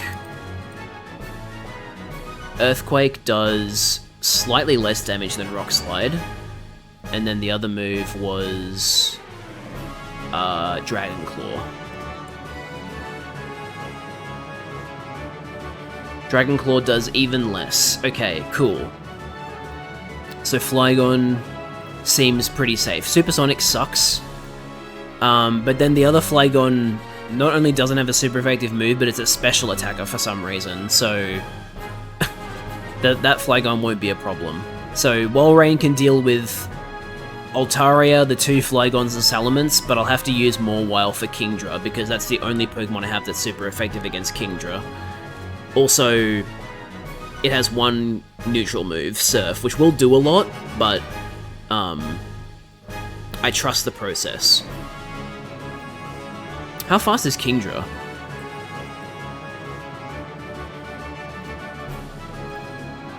Kingdra has 85 speed, Mawile Mega has 50, so Kingdra will outspeed. Okay. Interesting. Kingdra could be a problem.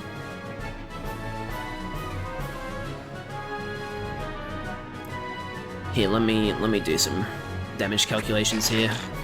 So, ooh, 81 special defense. That's not good. Oh, but also it goes up when it Mega Evolves. So, I'll just assume that it's whatever the special defense listed here is. And then give this Kingdra Surf. Surf is a guaranteed 3-hit KO, but if it crits once, it'll be a 2-hit KO. Right?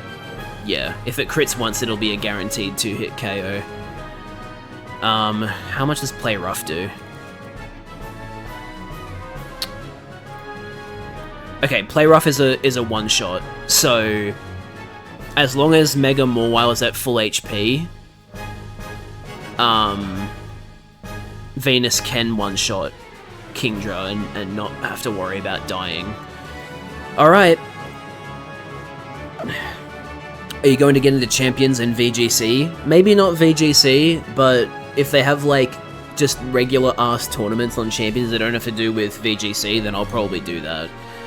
I'm also not really the biggest fan of doubles. I prefer singles, personally, so that's probably another reason why I wouldn't get into VGC, because VGC is, like, only doubles. Alright, so the plan is Itadakimasu and Venus.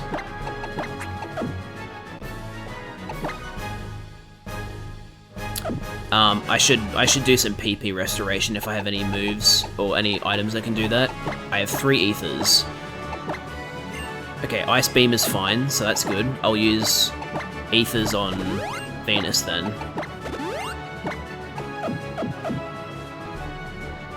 Alright.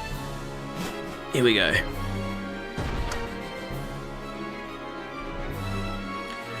It's going to have both single and doubles. Yeah, I know it'll have single battles, but if it has like the standard like tournaments that you normally see in like a Pokemon mainline game, then yeah, I'll probably do some of those, but I don't know how much I'm going to play it because there's that whole thing of like it's free to play but it has a battle pass, and then if you want like certain things you have to pay for it. I don't know how deep I'm gonna get into it, but yeah, we'll see how I go. See what happens when it comes out. I am the last of the Pokemon League Elite Four, Drake the Dragon Master. In their natural state, Pokemon are wild living things. They are free. At times they hinder us, at times they help us. For us to battle alongside Pokemon as partners, do you know what it takes? Do you know what is needed? If you don't, you will never prevail over me. Well, I've done a lot of calculations, and I should defeat you without any casualties, Drake, but we'll see what happens. Oh yeah, that like Dragon Claw, the Dragon Chomp before it transitions. I like that, that's cool. Zoom in on its neck again. Cotton Guard, you fool, I'm using special moves! Can't wait to play Champions to see what it's like. I mean, it'll just be like normal ranked Pokemon, just in its own app, and with slightly different visuals, because the graphics aren't, like, the art style and graphics are a little bit different than,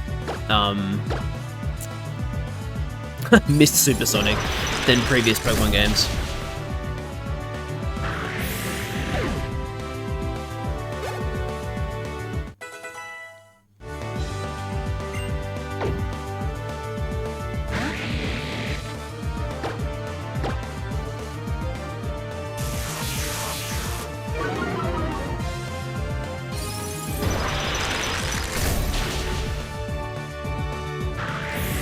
Based on my understanding, it's free to bring Pokemon in from home, but it costs VP to acquire new moves or change EVs, etc., but doing it in mainline is free. Apparently you have to pay to have more than 30 Pokemon in your game, which probably won't be a problem for me. I can't see myself having 30 Pokemon in Champions, but basically, yeah, if you want to, like... Jesus, what? Oh well. If you want more than 30 Pokemon in Champions, you have to pay for a bigger box, which is stupid, but whatever. If Itadakimasu had a defense minus nature than a defense plus nature, that probably would have killed, but it's okay. Itadakimasu tanks those.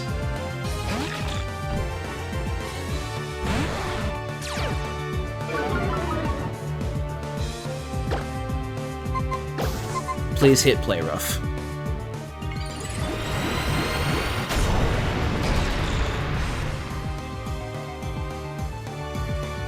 Hell yeah, wait, we outsped? Literally, how are we outspeeding Kingdra? That's crazy.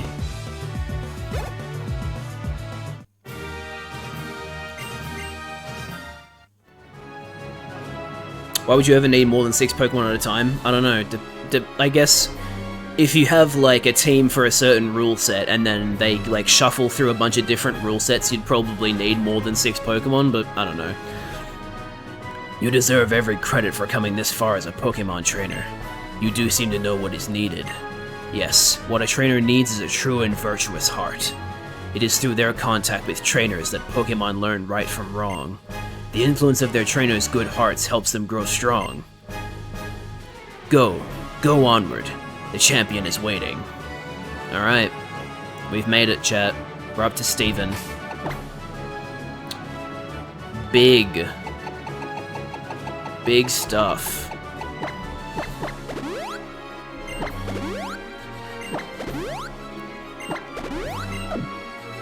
And you know what the best part is? We picked the right level cap to put on ourselves before fighting the Elite Four, because Steven's highest level Pokemon is level 59, and we have a couple of Pokemon close to level 59, but otherwise we are under the level cap, so this was good. This was very good. In fact, I might even use like a rare candy or something. I don't know. I also have 2 PP maxes and 2 PP ups. Should I just use those, seeing as I'm almost done? Probably, huh? Let's use an Ether on... Hang on. What are we likely to use? He's got Skarmory, Claydol, Aggron, Cradily, Armaldo, and Metagross. So it's unchanged from Gen 3, which is understandable. It's a good team. So he starts with Skarmory, so it's Toxic, Aerial Ace, Steel Wings, Spikes. Do we just use Mawile again? Because, like, you know, Toxic can't hit. Probably use Spikes to make other Pokemon's send-outs more annoying. But, like, Aerial Ace and Steel Wings. Steel Wings neutral, but it shouldn't do too much. So I might just lead with Mawile, to be honest.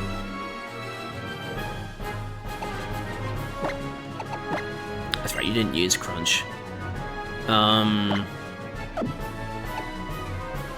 You used Ice Beam a few times, so I'll use Ether on that.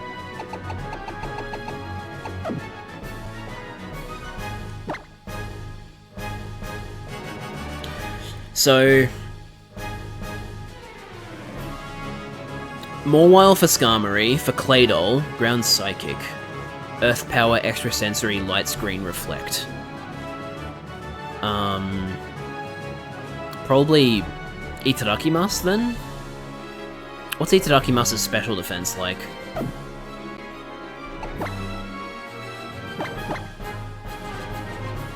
$127, so about as good as the defense.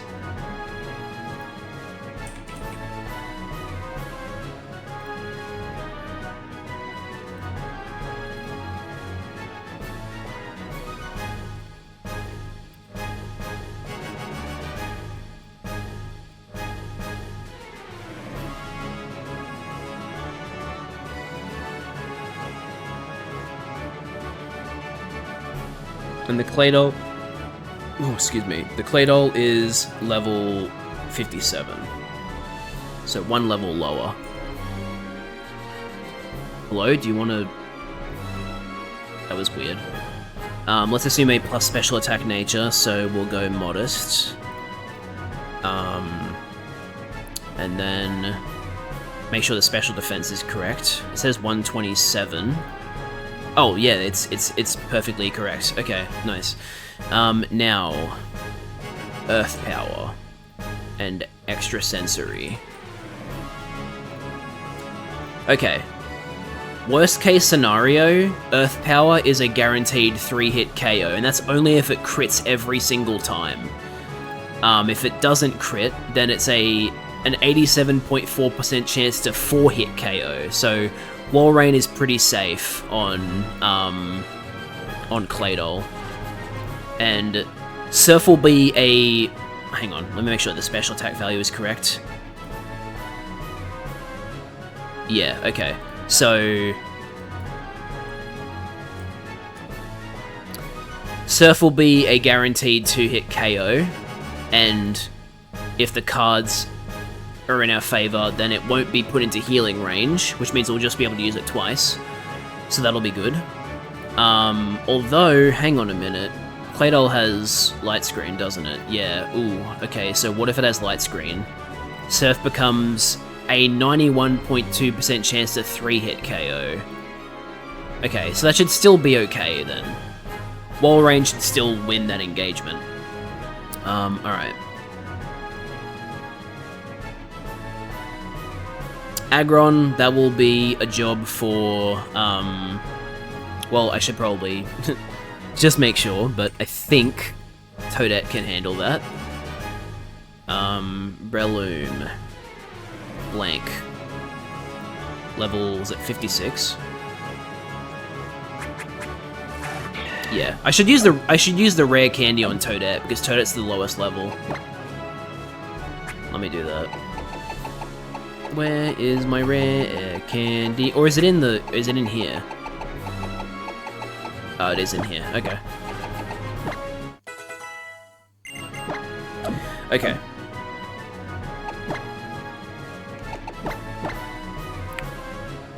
Toadette.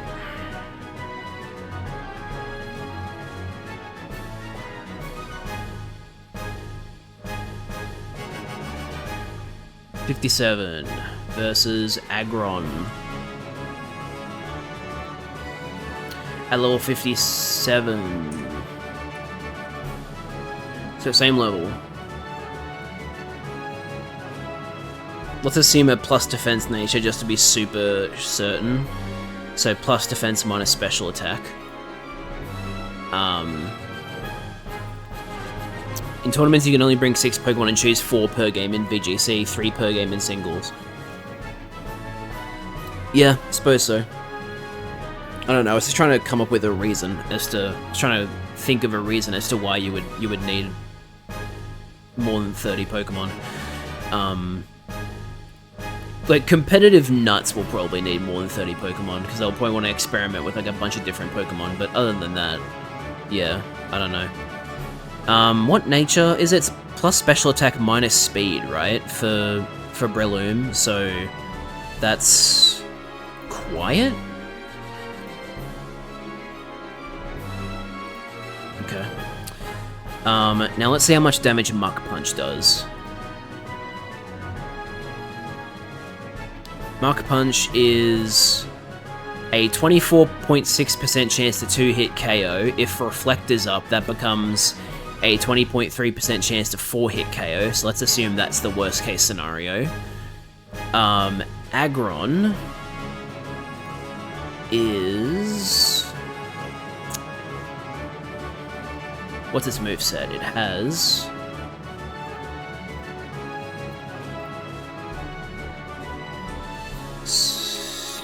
Stone Edge. Earthquake. Iron Tail.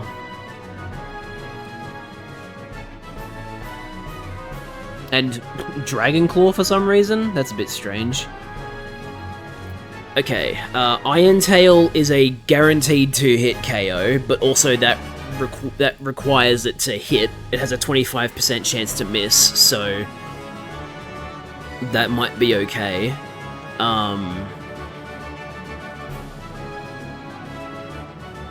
And this is probably the best case scenario because if we send out Mega Blaziken. Also, his Aggron has Sturdy, so like here, let me just put in Blaziken for the sake of it. Blaziken Mega blank. Level 58, I think. No, level 57. Okay. 57. And then you have Sky Uppercut. Ab break coming up in 55 seconds, chat. Okay, Sky Uppercut is a guaranteed 2-hit KO. And Earthquake has a chance to 1-hit KO if it crits, which is not great. What we could do is we could send out Mega Blaziken and use Bulk Up. If it's +1 defense, what is that? Like, here, let me do +1 defense. Earthquake becomes a 0.4% chance to 2-hit KO. Okay. So,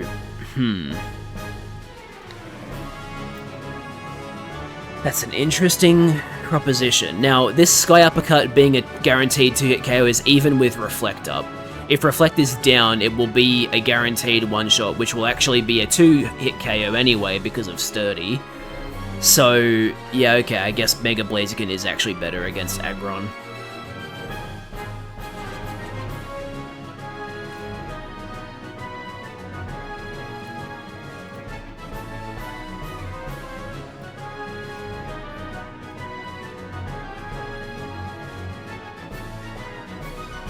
Okay.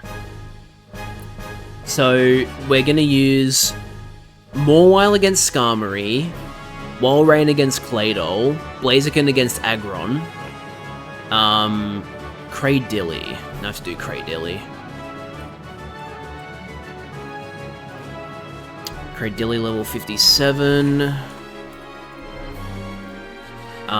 Let's assume a special attacking nature, so modest. Now, how does Walrein stack up against it?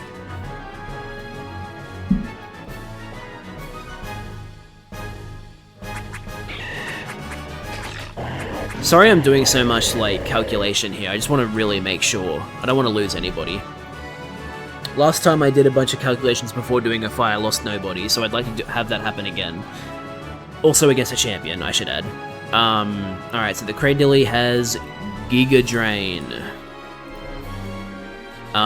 What else does it have? It also has Ancient Power.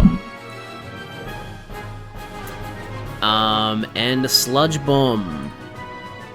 Those are its 3 attacking moves. Now, Walrein's special defense is the correct value. So,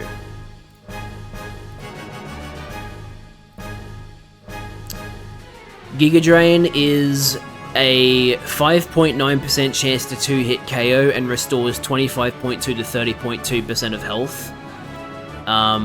Walrein's Ice Beam.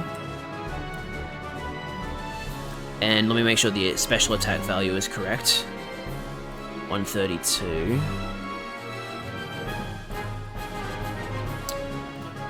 Ice Beam is a guaranteed 2-hit KO. Right, except it will use Giga Drain, which means it'll be more than a 2-hit KO because it'll restore HP. Okay. That's a little troublesome. Let's see how Mega Blaziken does instead.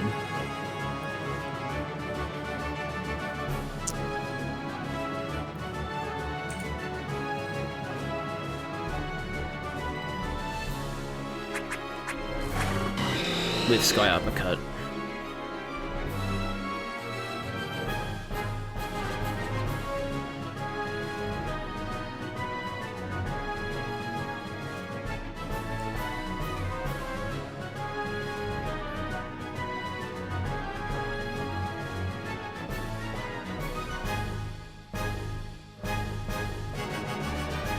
Ancient Power does the most damage with 24 to 29.1% damage. Sky Uppercut is a 19.1% chance to 2-hit KO, so likely 2 hits, then it heals, then maybe 3 hits. Okay.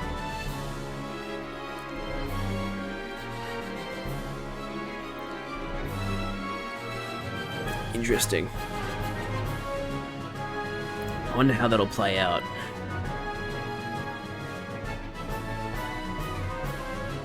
In terms of the actual fight.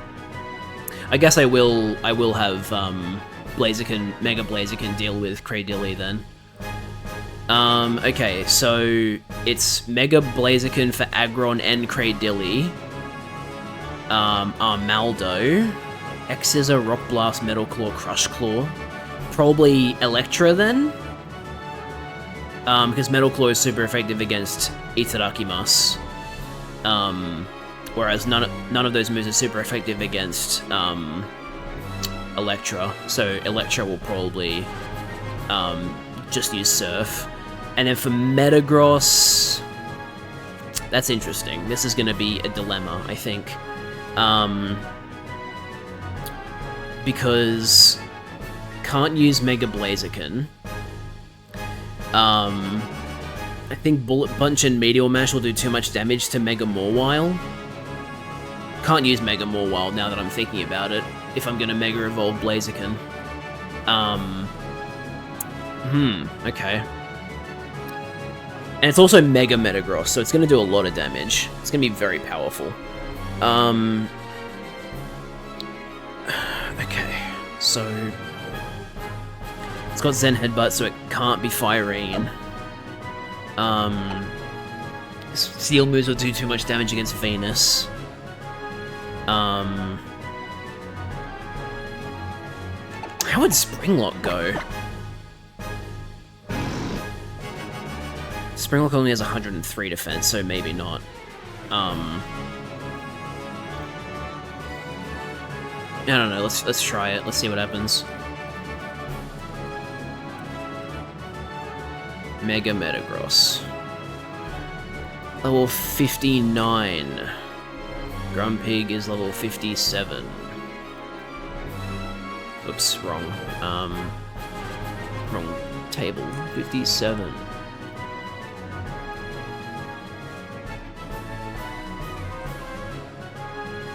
Meteor Mash. Bullet Punch.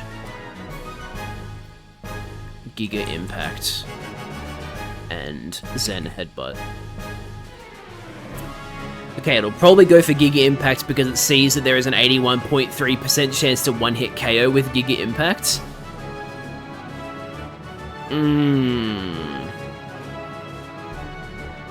Also, Meteor Mash has a chance to one-shot actually, so he'd probably go for Meteor Mash instead. Oh shit. Okay, that's not good. How fast is it? 110 speed, so Mega Blaziken would outspeed, but I don't think Mega Blaziken can one-shot it, right? Because of 150 defense.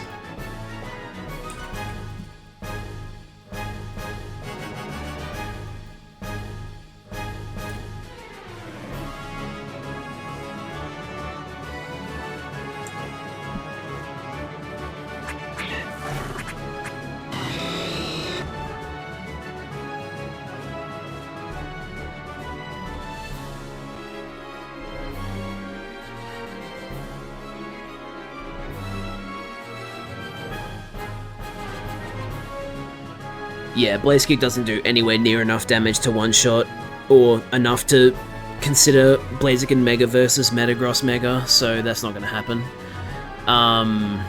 Zen Headbutt is a one-hit KO. Wow. This is not very good, is it?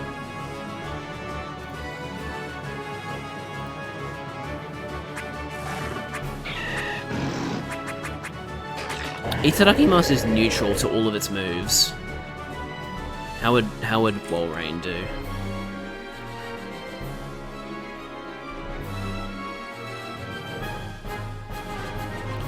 So physical defense is 136.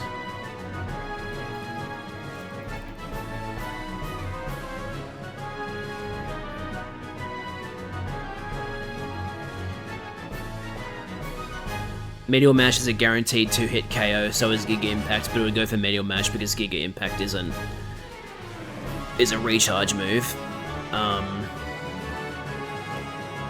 Okay.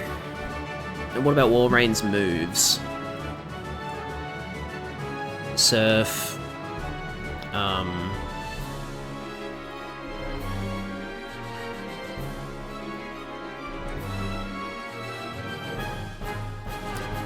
I mean, Ice Beam won't be the right play, but I'll put it in anyway, and then Dive. It'll be Surf. Surf is a guaranteed 4-hit KO. Okay. Things are looking worse and worse every day. Oh wait, that Reflect was assuming that Reflect was on Mega Metagross. Hang on a minute. Now I need to do fucking Mega Blaziken again. Shit.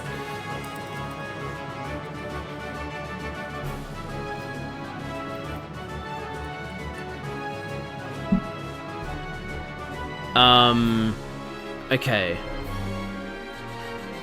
So...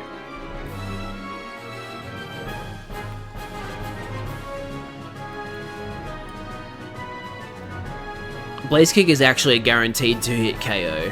However, Zen Headbutt is still a one-hit KO. So probably not then. Oh my god, this fucking sucks. I can't see a path for Mega Metagross without sacrificing someone. I'll try Electra. It's like the one thing I haven't tried yet. Lantern. 57. 234 HP.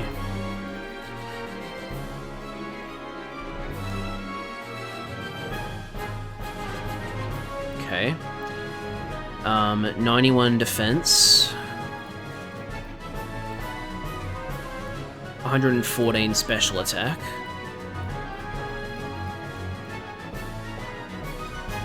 And 106 speed.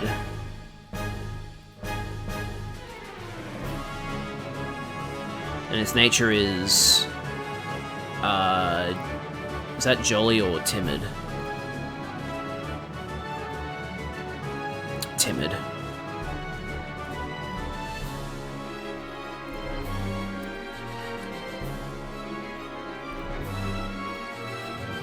Okay, so Mega Metagross outspeeds. Zen Headbutt is a guaranteed 2-hit KO. However, what if I had Stockpile?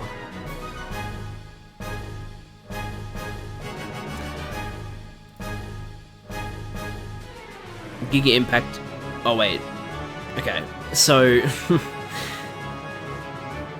this would probably be a case of stockpile, heal, stockpile, heal, stockpile, heal.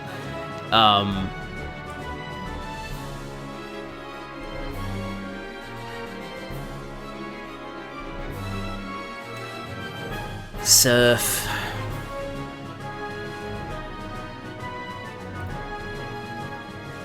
Giga Impact would one-shot if it was a crit. Okay, that's not very good. And Zen Headbutt has a chance to one-hit KO if it's a crit as well. Shit!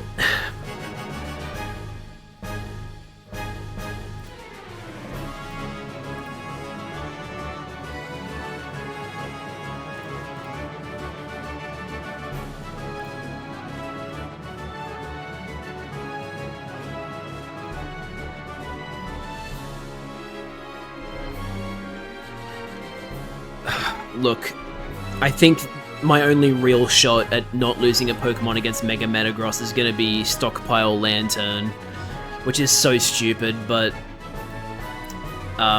that's the plan. So, Mawile against Skarmory, Walrein against Claydol and Armaldo. Oh wait, no, sorry, that's Electro that's dealing with Armaldo. It's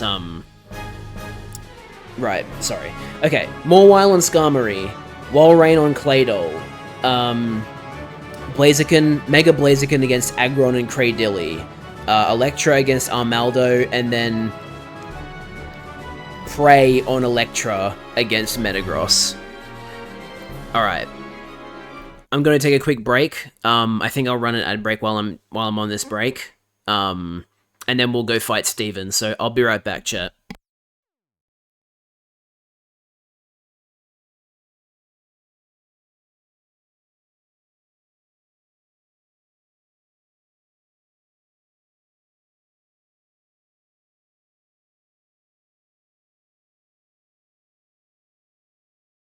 Wait, the ad break only played not that long ago. Okay, sorry guys. I'll just be back as soon as I can.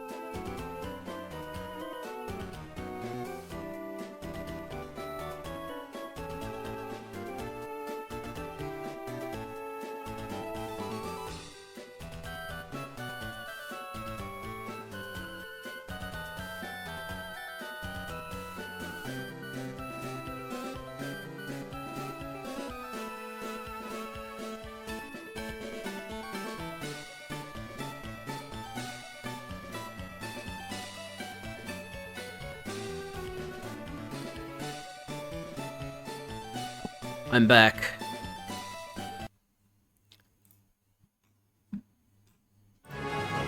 It is time to stop delaying.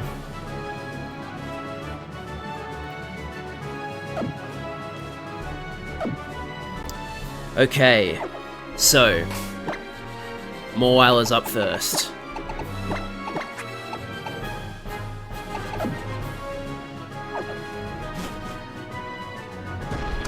Oh yeah, hang on a minute. I should use...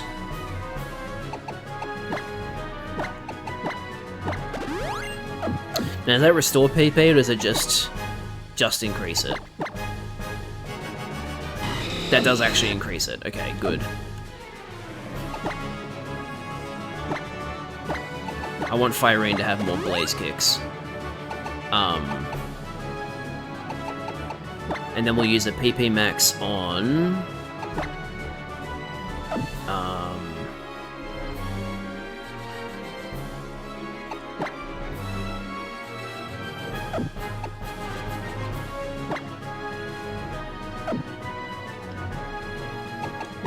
Surf and Sky Uppercut.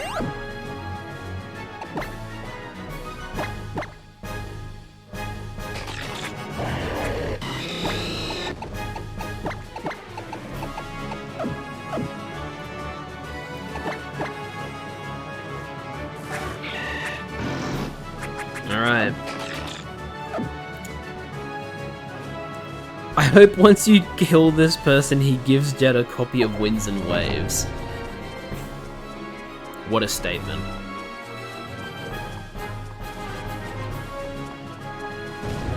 Alright, here we go. Our final challenge.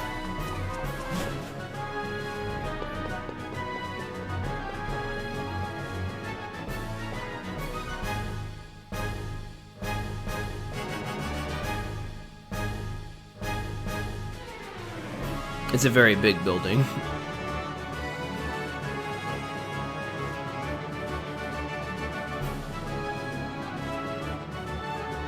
Welcome, Jad.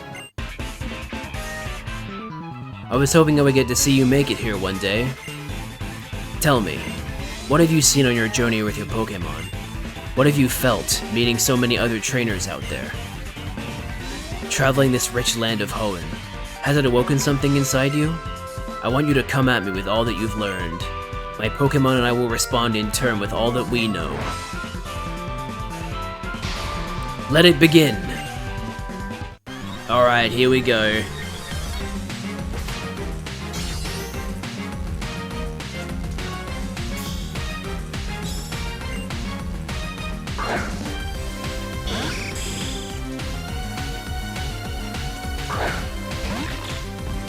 Come on, Liz, don't ruin the moment.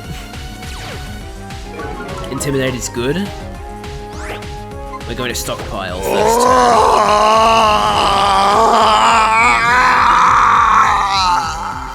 Okay, he's led with spikes. This is kinda worrisome. May as well stockpile again, honestly.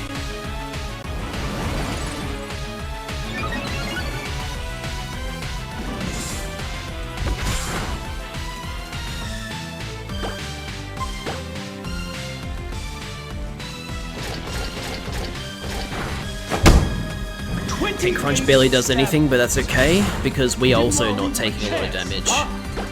And we can heal just as much as he can. He keeps using spikes, that's not good. That increases the amount of damage spikes does.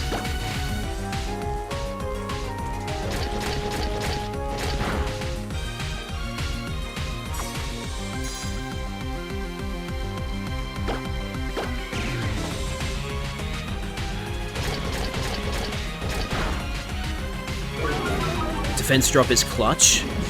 Could really use that. He just got a crit. We're gonna heal.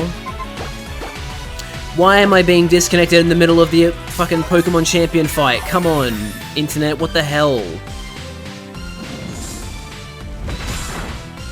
And he crit again? Oh my god. Alright, I'll be back.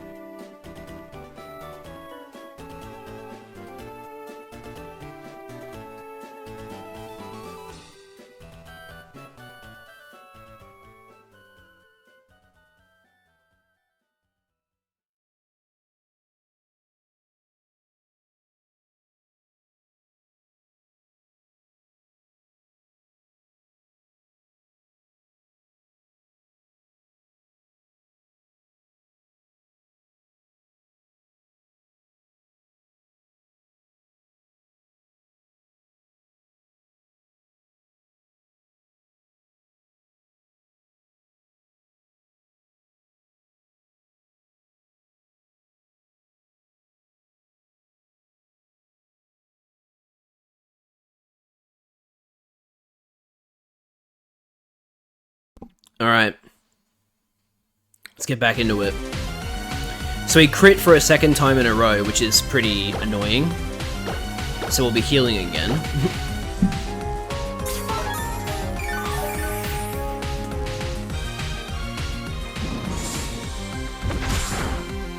Thankfully didn't crit this time.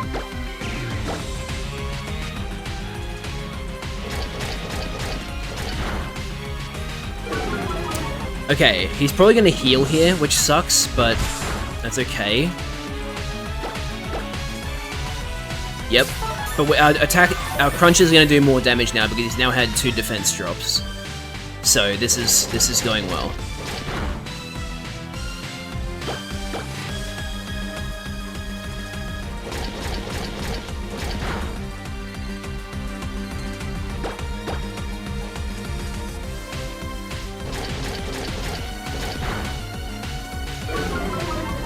Third defense drop, he's probably going to heal again. No, he didn't. Okay. Skarmory is out of the way.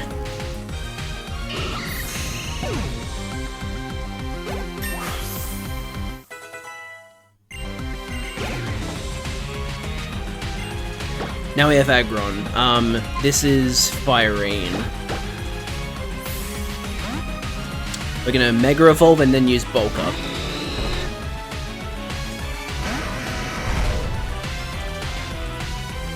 Oh, fuck, I forgot about spikes. Shit. Please don't do too much.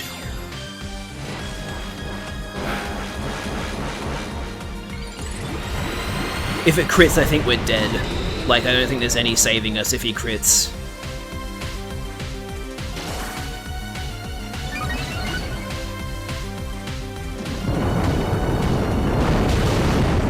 Okay, good. I'm going to heal.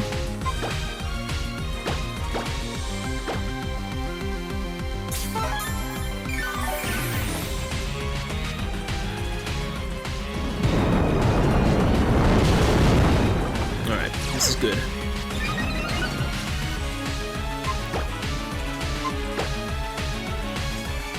He will live this because of Sturdy.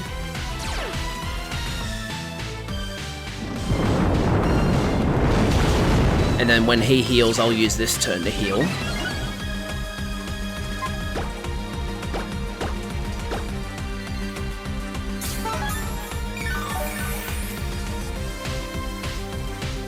He's not healing? What? There's no way he's used up all his heals already. He must be saving his last ones for like Metagross or something.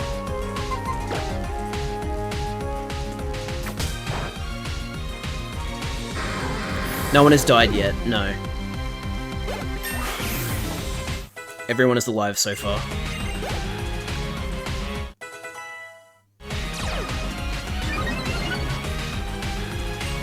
Alright, Claydol, we decided that this was Itadakimasu.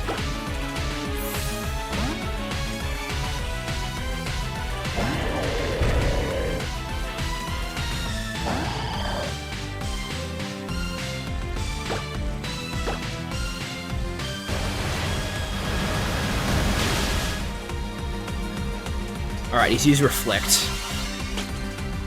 Gotta keep that in mind. Okay, he's now using a full restore again. Interesting that he didn't use a full restore in Aggron. I guess because he saw that it would one-shot him every time, so it's like, oh okay, there's no point using a full restore.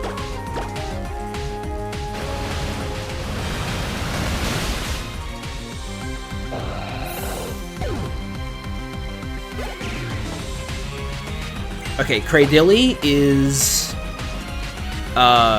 Firene.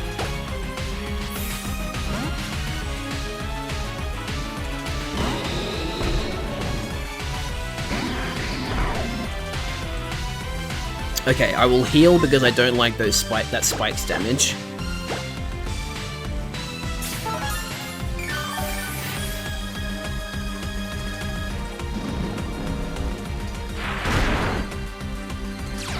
No Omni Boost, that's always good for us.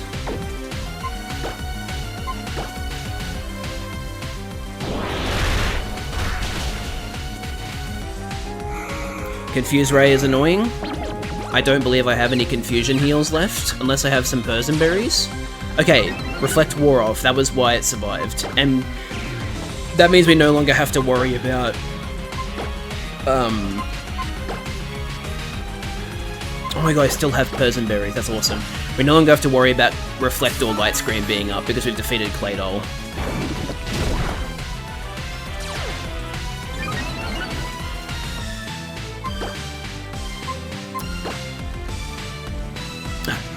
Come on. Stop doing this to me. Stop using stupid strats. I don't use confusion. We just got disconnected. Again! Amazing!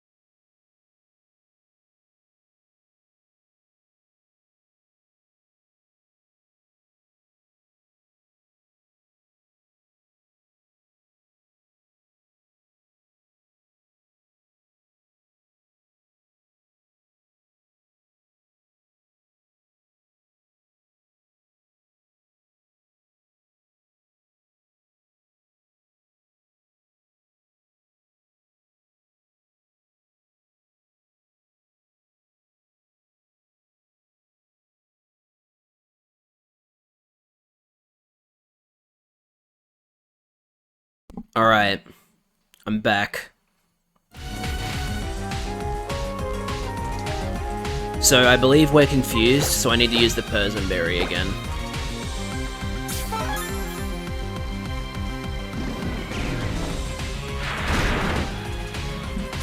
And now we heal. It's probably going to use another Confuse Ray, but I need to heal right now.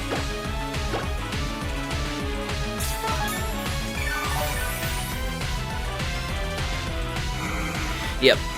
Oh well, that's okay. We're just gonna heal the confusion, then get hit with ancient power again, and then we finish it off.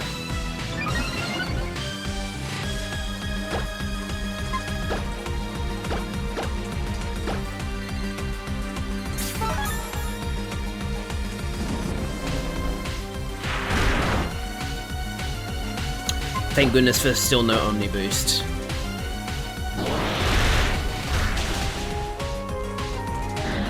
Right, Cradily defeated. Maldo, this is Electra's turn. It'll take a lot of damage from spikes, but that's okay. We can heal first.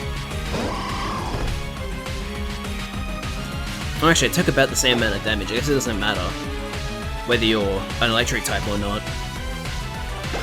That's good to know. One shot from Surf, hell yeah.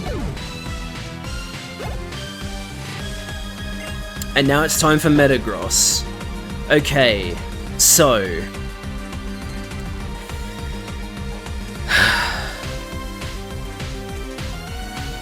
I don't know what the play is here, I'm gonna be real with you guys. I should have written down what I decided. Was it Electra Stockpile? I think it... was it?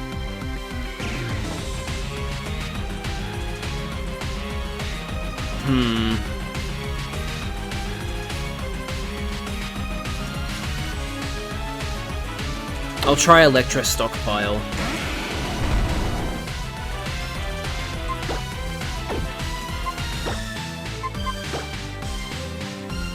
Oh, but wait, it's gonna outspeed. Oh, okay. Well, I'm sorry, Electra. I just sacrificed you. What? How do we outspeed Mega Metagross? That's bullshit. I don't know how the hell we outspeed. And we lived? So wait a minute. Are we actually cooking here? Wait. Hold?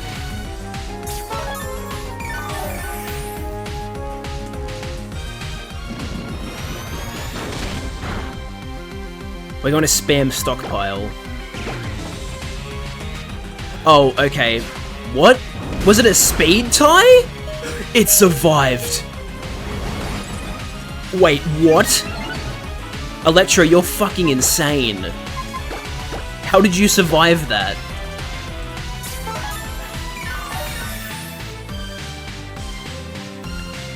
Okay, wait, how many stockpiles have we used?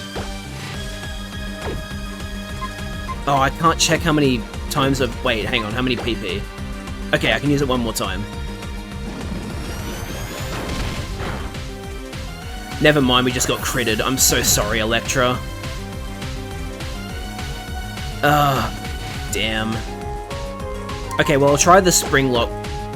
Springlock hasn't done anything yet, but if we can bait the Giga Impact, which I actually think we will bait the Giga Impact, that'd be pretty cool.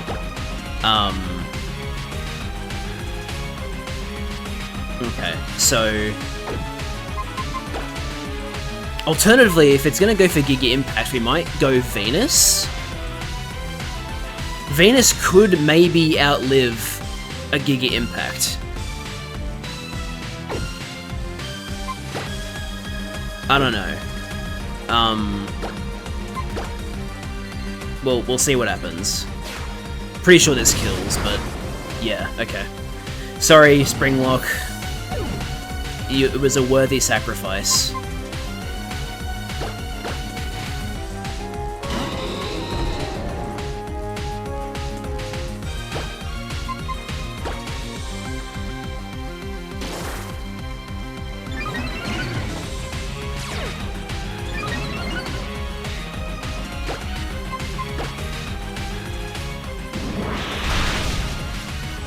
We won. We won. And nobody fucking saw it because we got disconnected! Oh my fucking god.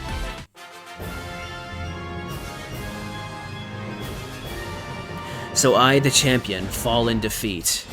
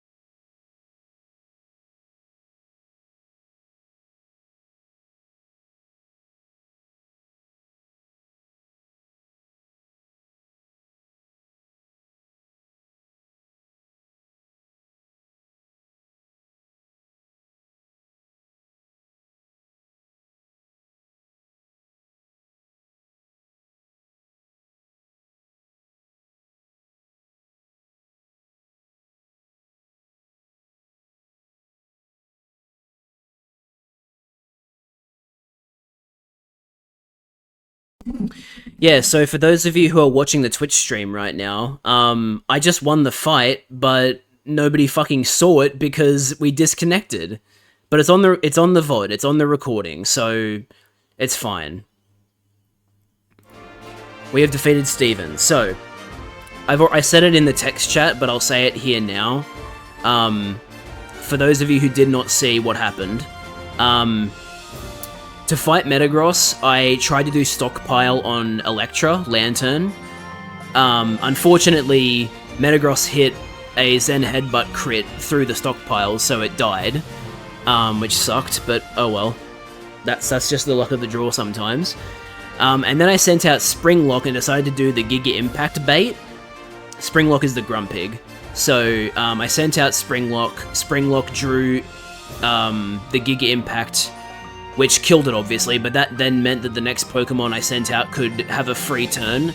So I sent out Mega Blaziken, Fire-Rain, used Bulk Up, and then Blaze Kicked, and it didn't even need to crit, it just killed Mega Metagross from full HP with a Bulk Up and Blaze Kick. So yeah, we only lost 2 Pokemon, which is pretty damn good, honestly, considering we were A, under the level cap, and B, didn't really have a clear path for defeating Mega Metagross. So I'm pretty happy with that, to be honest. Obviously, I'm sad that we lost Electra and Springlock, but Springlock didn't really do a lot in this. Like so here, Electro did a good job against other Elite Four members. Didn't do much against Steven. I already said Lantern and Grumpig. Lantern and Grumpig. Yes, I said the names because I saw that you asked which mons those were. So I did say the names. You must have just missed it. But yeah, so Electra did a good job against Elite Four members, so it's okay. It did what it needed. She did what she needed to do.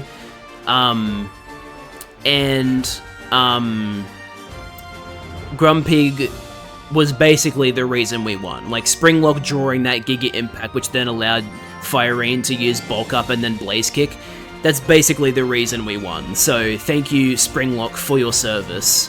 That was a very, very worthy sacrifice.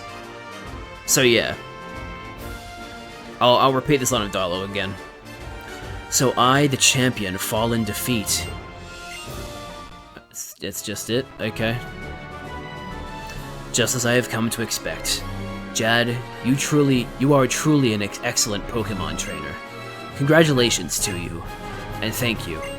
I wanted to learn how you feel about this world, what kinds of ideals you have developed with your Pokemon. I feel I was able to find the answer in our battle. The feelings you have for your Pokemon, and the way that your Pokemon gave their all in battle in response to those feelings, those two together created a great power. That is how you seize victory today. I felt a thrill of excitement in my breast when we first met, and now I know for sure that feeling was not misplaced. I don't know why I'm doing that one smile meme that Ellie from The Last of Us is in. You are rightfully the Hoenn region's new... Jad, wait! I've got some advice you've got to hear before you challenge the champion. Huh? Wait, what? What? Jad, could it be that it's already over? See? What did I say, May? Didn't I tell you that Jad would be just fine? Jad, you've finally done it. When I heard that you defeated your own father at the Petalburg gym, I thought perhaps you had a chance. But to think you've actually become the champion. But congratulations on today's victory. Now go in there with your head held high. Jad.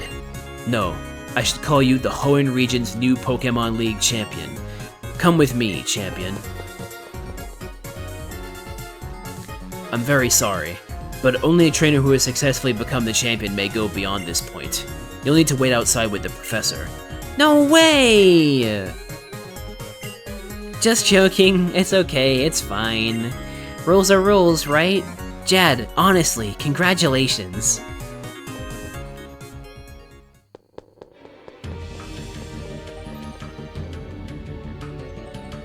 Okay. This room. This is where we maintain the records of Pokemon that prevailed through the harshest of battles. It is here that League champions are honored. Come, we will use this machine to record your name and the names of the partners who battled along with you to triumph over the Pokemon League.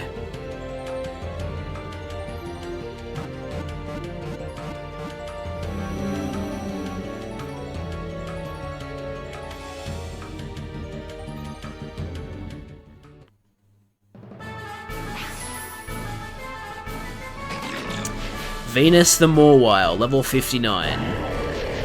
Itadakimasu the Walrein, level 59. Firene the Blaziken, level 58. Electro the Lantern, level 57. Toadette the Breloom, level 57. And Springlock the Grumpig, level 58. Congratulations on becoming Pokemon League champion.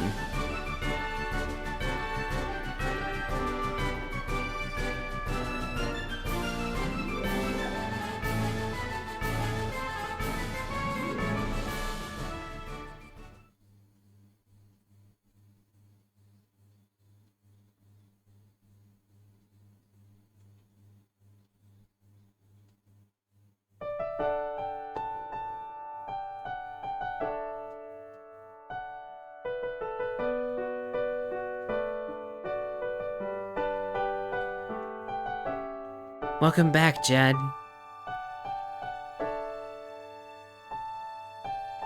I just thought, you know, that since we were both here and all, that I'd wait for you. We set out on this journey together, right? So maybe we should finish it together, too.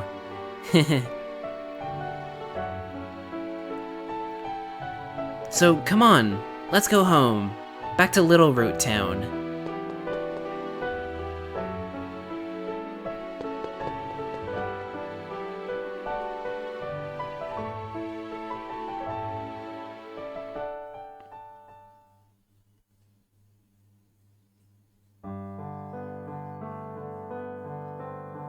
And now for one of the best credits themes. I mean, let's be real here. Every Pokemon game has an awesome credits theme, but Hoenn is particularly, like, very emotional sounding. Like, Gen 3, Gen 4, Gen 6, even, like, yeah, Gen 2 is very, like, celebratory. But yeah.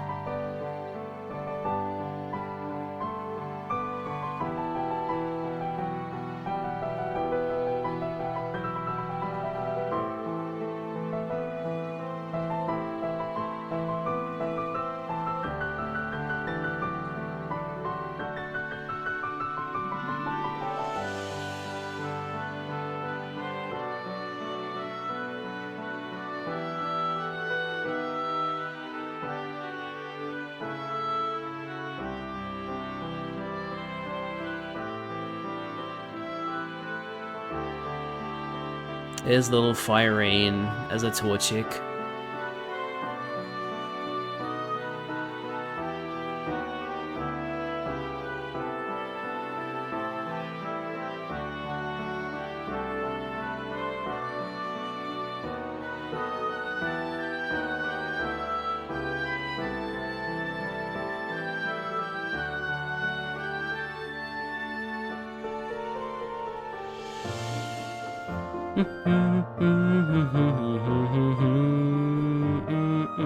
Kills 7 billion lions. I thought it was 1 billion.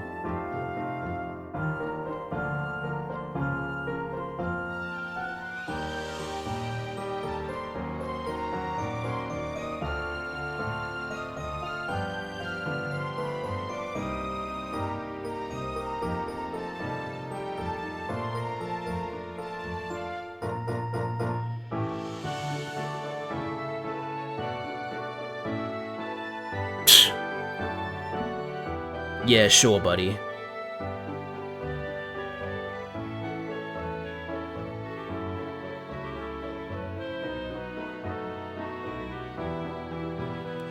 Account created 26 minutes ago, That's not suspicious at all. Goodbye.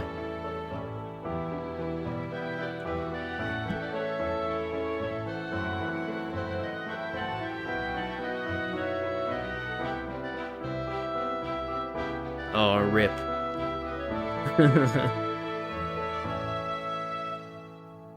I'm sorry, Ibuki.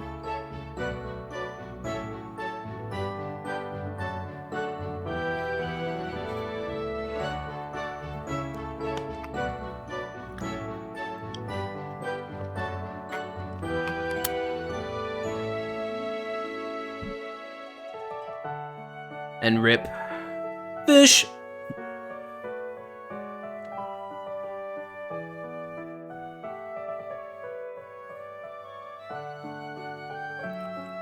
Rip T-Gull.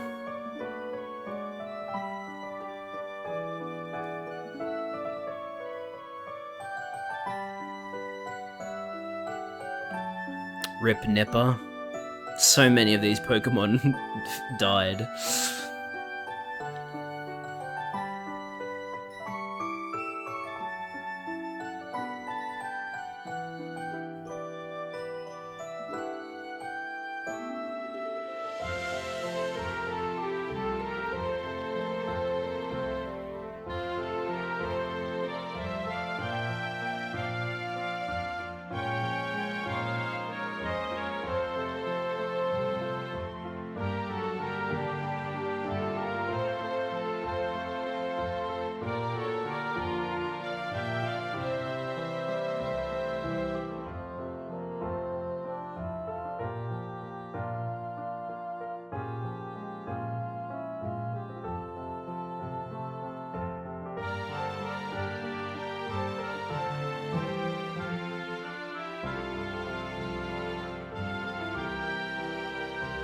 Oh, man.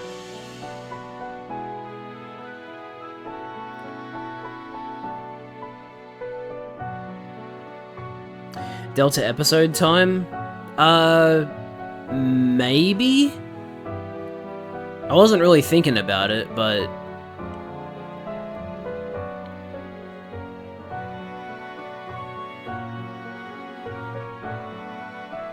I don't know, what do you guys think?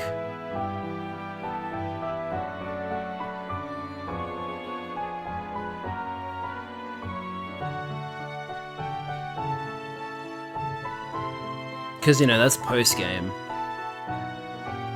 I've done what I needed to do. I beat the champion, so I don't really feel a profound need to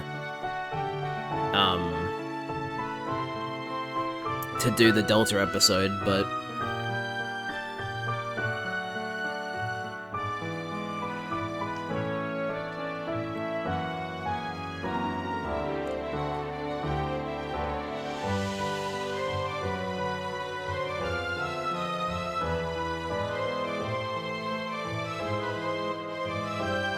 Nuzlocke's over.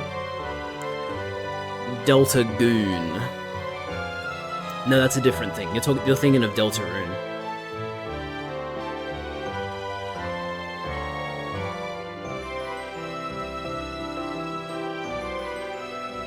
Based on the work of the Ruby and Sapphire development staff, screw actually crediting them one by one, even though you can definitely find all the people. Oh my god.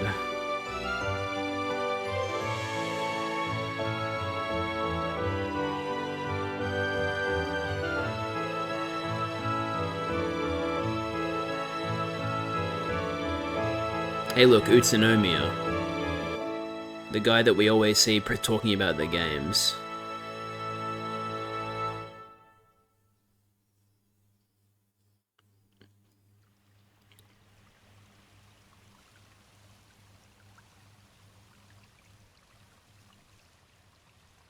Here we are on Route 103 again. Wow, it's so nostalgic, you know? Oh, remember that pond? This is where we first battled, isn't it?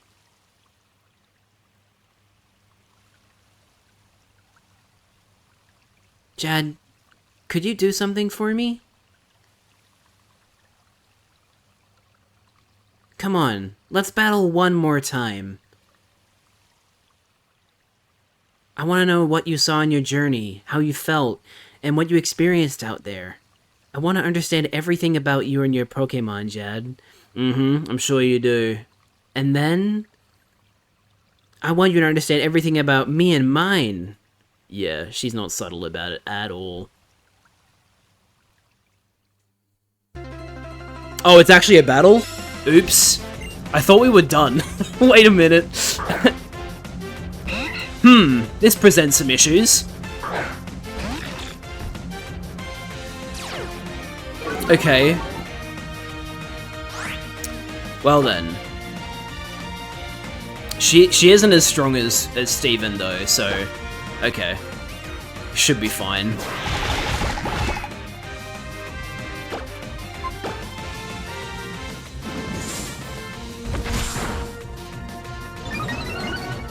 I don't think that defense increase is going to do you any good, May.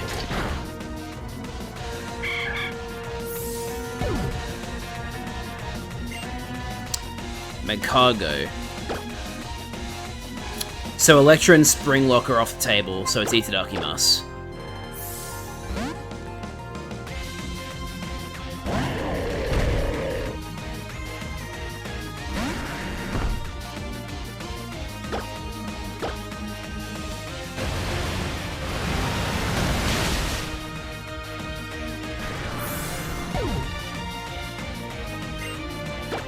Raichu. Okay. Toto will actually get some action here.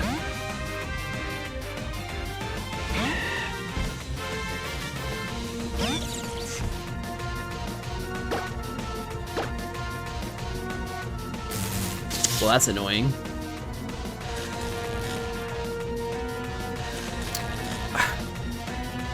Okay, fine. I'll use Mach Punch then. Oh, 2 in a row!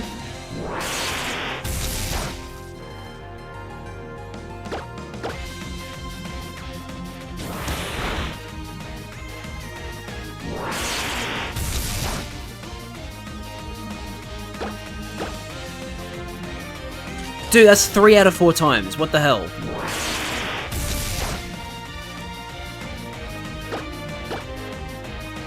Thank you.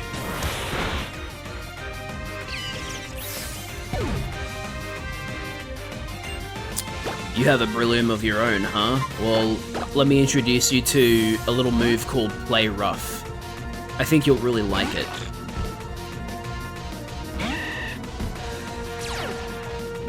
Also, your attack has been halved. Well, not halved, reduced by 50%.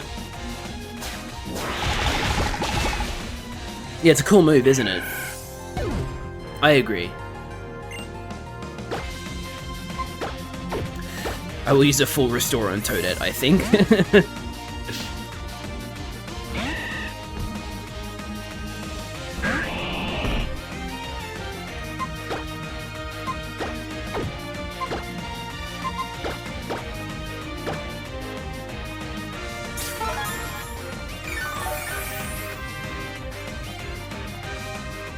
Oh yeah, Mega Swampert.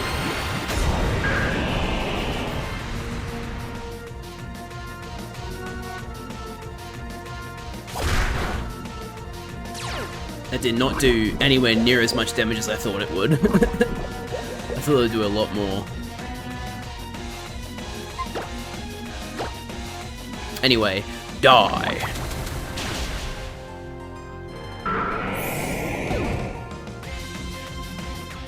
Alright, we defeated May.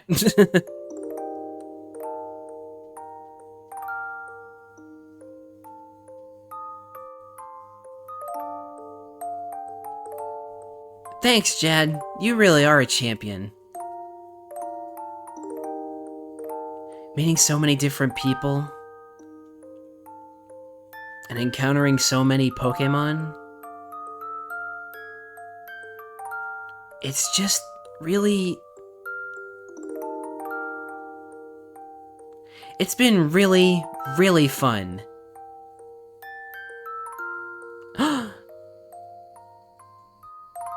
Jad, look at that!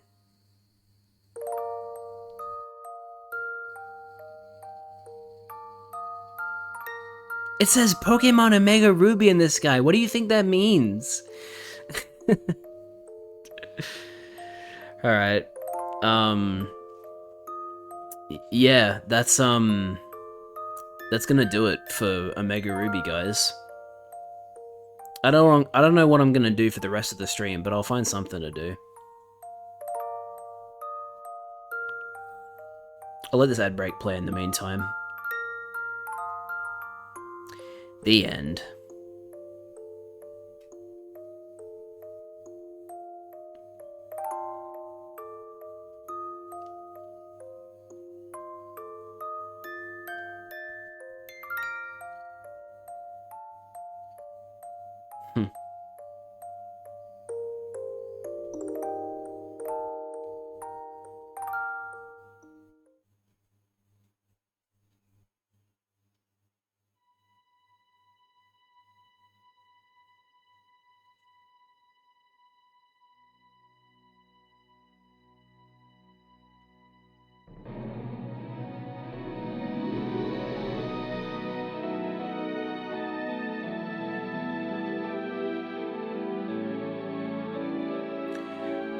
Norman?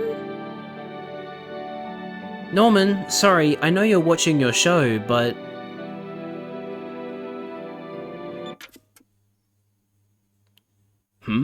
What is it? They retconned Norman being home. You do remember that we planned to go watch the meteor shower in Moss Deep? Ah, about that. I've been meaning to tell you, but... we're getting... It now looks like I'm going to have to be at the gym that day. Bruh. Ain't no way. Oh, well... Work is work, I suppose. Wow. I'm sorry, honey. It's fine. No, really, it's fine. I'm just going to file a divorce. But what should we do with the tickets we bought? Find out after this disconnect. That's true. We already paid for them, so... Let's give them to Jad and May. What? OBS Studio disconnected?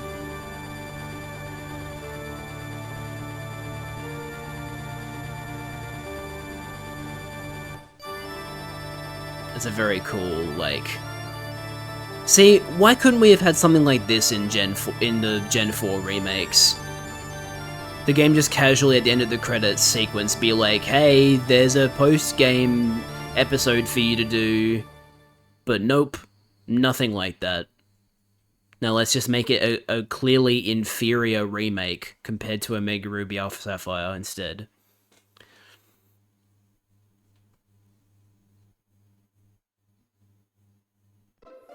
Anyway, that's it.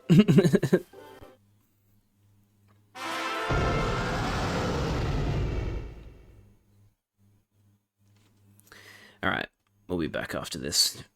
After we reconnect.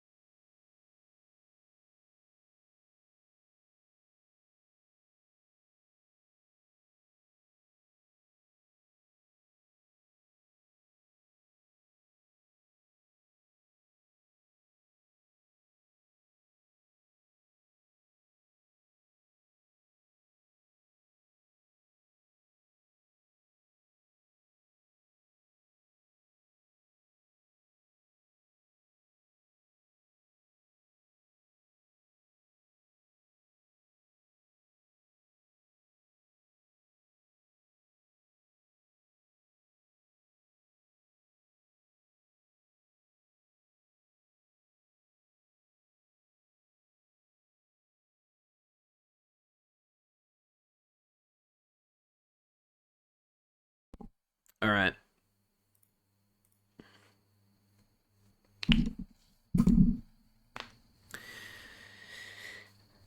Gonna be real with you guys. I don't really feel like dealing with these internet issues any more than I already have, so I might just end the stream here. um, so yeah. Thank you for watching this Nuzlocke series. I hope you enjoyed it. I did. I'm glad that we had a mostly okay run through the Elite Four and the Champion. Really, the Champion was where things fell apart, but yeah, we did well. And besides Electra's death, like Springlock's death was, it felt like a worthy sacrifice, because you know I really do think that like we would have lost Firene as well if Springlock didn't bait the Giga Impact. So yeah. Anyway, that does it for the Omega Ruby Nuzlocke. I'm not sure when I'll start the Platinum Nuzlocke.